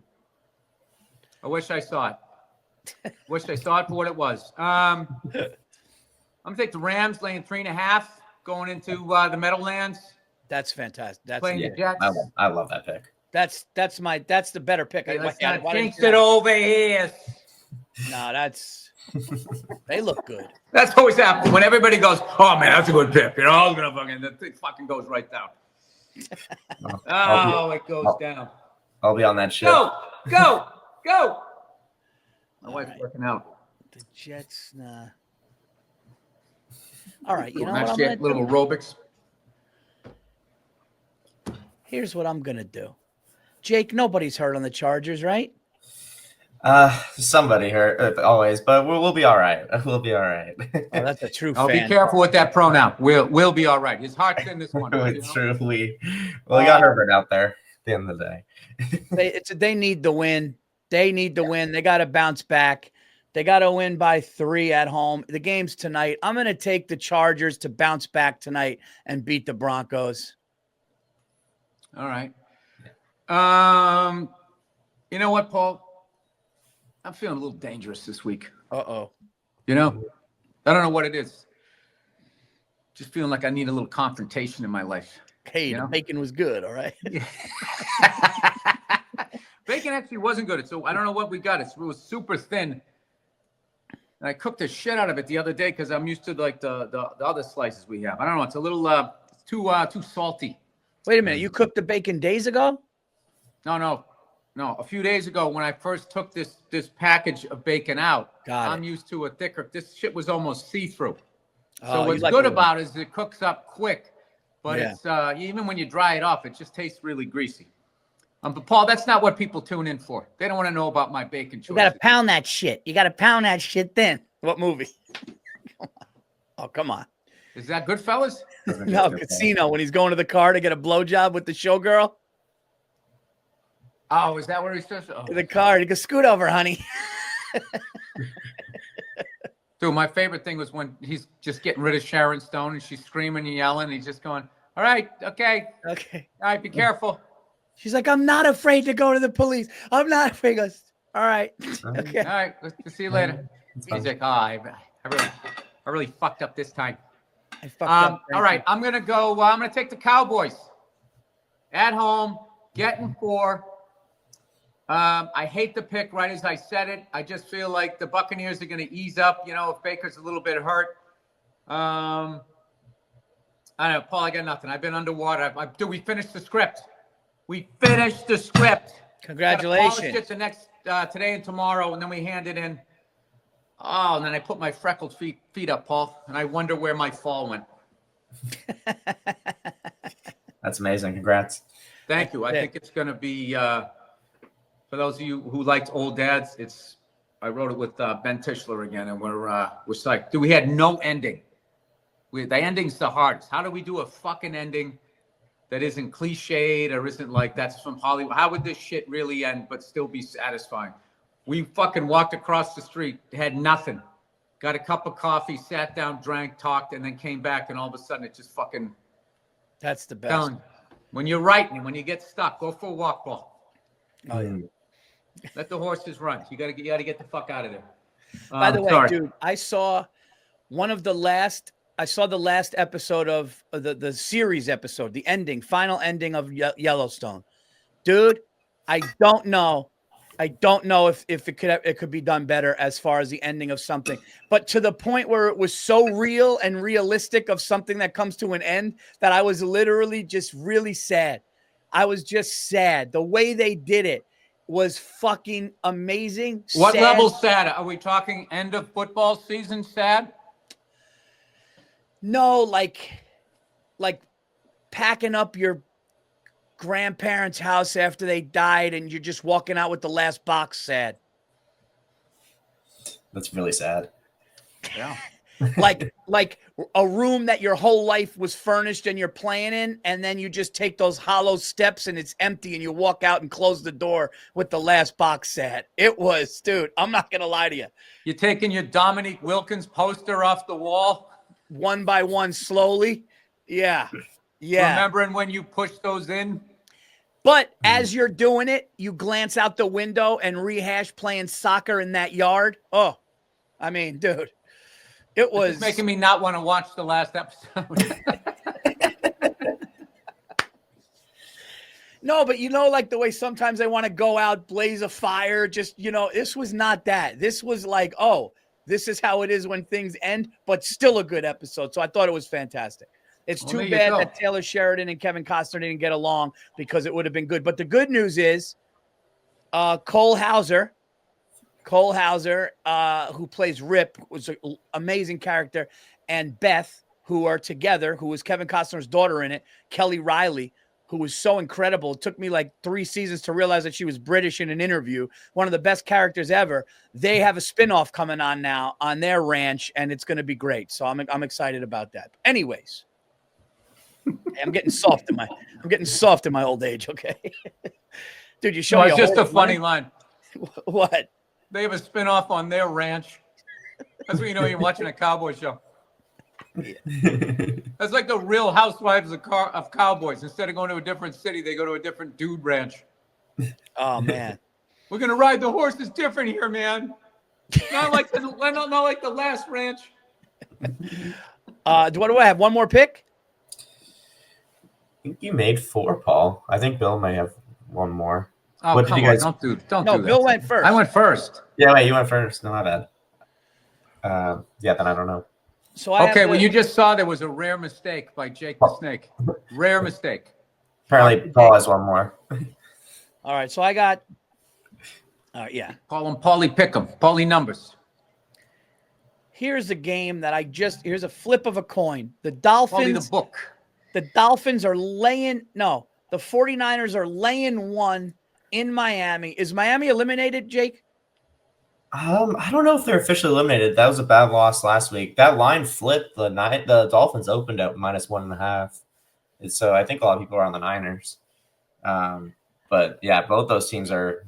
I'm going to see if the Niners, one of these teams is getting a kill shot. I'm going to take the home team. I'm going to take the Dolphins getting 1 point at home. They've disappointed me every fucking week. Paul, I don't even like the level of your game, Paul. The level of your game. I'm saying, dude, the old Paul Verzi. The old Paul Verzi, like fucking, you cashed in your 401k to put it on the fucking 49ers. Yeah, it's a pick 'em. The Paul Verzi I used to be. Yeah. This new Paul Verzi. I don't even know. You're just playing the game on a. It's like when Chris Everett Lloyd told Martina Navratilova to start lifting weights, and then she never won another one. We'll see. They've been bad for me all year, the Dolphins. Hey, all right. Well, let's get to the Monday night special. Yes. Andrew, are you there? Yeah, he's there. Okay, that would be amazing if none of this was recorded. You got all 4. We got 4 each? Yeah. Yeah, Okay. You're good. You just said the Dolphins, so that's your last pick. All right, Bill. Monday night is the Saints and Packers, and the Packers are laying 14.5. Oh, it's a big one. Dude, I don't think I'm trying to think the last time I saw a spread this big ever on Monday Night Football. They're usually pretty good games that they pick. The Thursday ones are a little rough because people are banged up and shit, but Yeah. 14.5 fucking points. All right. Over-under is 42. Over-under is 42 in the fucking point spread. So they're basically saying the Saints are going to score, 10 points? Jake, who's taking snaps for the Saints now? I know I know it's. Yeah, it's been a carousel, but Carr's out for the year, so I think they're going with Spencer Rattler, but it's Spencer Rattler, who they said is Rattler. Yeah, and they said he was the kid that transferred to Oklahoma, but they're saying it's really bad right now with him. Yeah, he I almost. thought they were going with Eric Hipple Jr. Remember a guy named 60-year-old gets that reference. Templeton? Bobby A. Bear coming back from the Michigan Panthers. The original USFL titles. Archie Manning. I mean, dude, Archie Manning. have we ever taken a favorite that big in this together on a Monday night rooting for that? Hey, Paul, how about for our holiday hang? We do a fucking Zoom, you and me, and we watch the game, smoking a stick. Not a Zoom, whatever, a FaceTime, whatever the awesome. kids call this shit. Well, I would do it, of course. All right, no pressure. I mean, who am I? Hey, fucking Johnny Esposito. Oh, you remembered? He got it right. Yeah, Johnny Esposito. Who am I? I mean, I'm Johnny Esposito. I'm just standing there. Dude, I'm on the 18th green. Tigers The president walking up. of the United States starts walking towards me. And I'm like, he's got to be coming over for somebody else. And he goes, hey, Johnny. And I'm looking like, Johnny Weissmiller? Who's here? Johnny Esposito. Who am I? Paul, this is the president of the United States. I'm fucking Johnny Esposito, just fucking standing there. I got a big gulp and a putter in my hand. He comes walking right. I didn't even know he knew my name. I'm just a guy that puts one leg in. What is it? I'm going to fuck that up. I'm fucking. You go one leg at a time in the pants. One leg at a time. In the pants. Dude, I just can't. I can't get He it. puts his pants on one leg at a time. What was he going to Beat a dead horse while it's down. Kick a horse while it's down instead. No, I of don't Yeah, you don't want beat to kick a horse while it's down. Yeah, you don't want to kick a man when don't kick a man when he's down, and you don't beat a dead horse. You don't kick a horse when he's down. Paul, you've been doing mashups before mashups. Oh man. Let's go. Let's take the favorite. You can go money Big line. Paul. You can go money line. There's no money in it. It's like minus 1,000. 98% of the money line is on. Where's the fun Packers. in that? Yeah, There's no fun in that. You're right. There's no fun in that. That's just fucking, that's like slapping an ice cream cone out of fucking a kid's Or do you hand. want to give the Saints a little bit of dignity and we take the Saints starting the game 14.5 and hopefully they get an early score or something? I don't know. You know what the hard part is I like both fan bases. I've done stand-up. We've both I done do too. stand-up. I had a great time in Appleton, and who doesn't have a good time in New Orleans? Hey, this ain't personal. This is It's not business. personal. They look It's not bad. last personal. week. It's business. It's Have you business. been to Lambeau, Bill? Yes.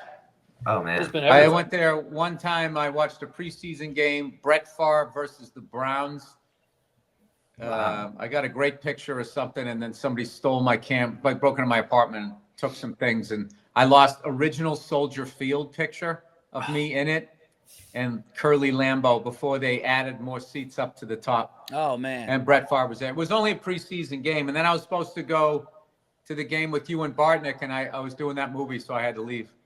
Me and Bartnick went to one. We stayed, and it was cold, and we're drinking. We got into this billionaires party. It's a whole thing, but we were just sitting there hammered in the thing. And every once in a while, Bartnick would look over, and go, din, din, din, din. Oh wait, I was I went years later. I went with Nate Craig and all my buddies from Massachusetts. We went to a Seahawks Packers game. That's right. So I ended up getting to a regular season game up there. It's fucking great. amazing. I was gonna say, how'd you get into that party? But Bartnick probably just walked in holding a cigar, and they couldn't stop him. No, it was me, dude. They gave us this. The guy that owns it also owns a hockey league, a hockey team in a little arena, and they were giving out. They were like, "Oh, you guys get to go tailgate inside," and they were like, "You could go get vodka cranberry," and it was shitty vodka, and it was horrible. And I fucking went to the bathroom and I see this glass room with this woman decorating it with all high-end bottles of vodka. So I go, what's going on in here? And I was already kind of half sauced. So I open up and I put my head in. She goes, oh, hey, like typical nice Wisconsin. I go, what's going on? She goes, oh, so-and-so is having a party. It was the guy who owned the whole thing. And I go, oh, yeah. I go, me and my buddy are in town for, I'm doing stand-up. And she goes, oh, really?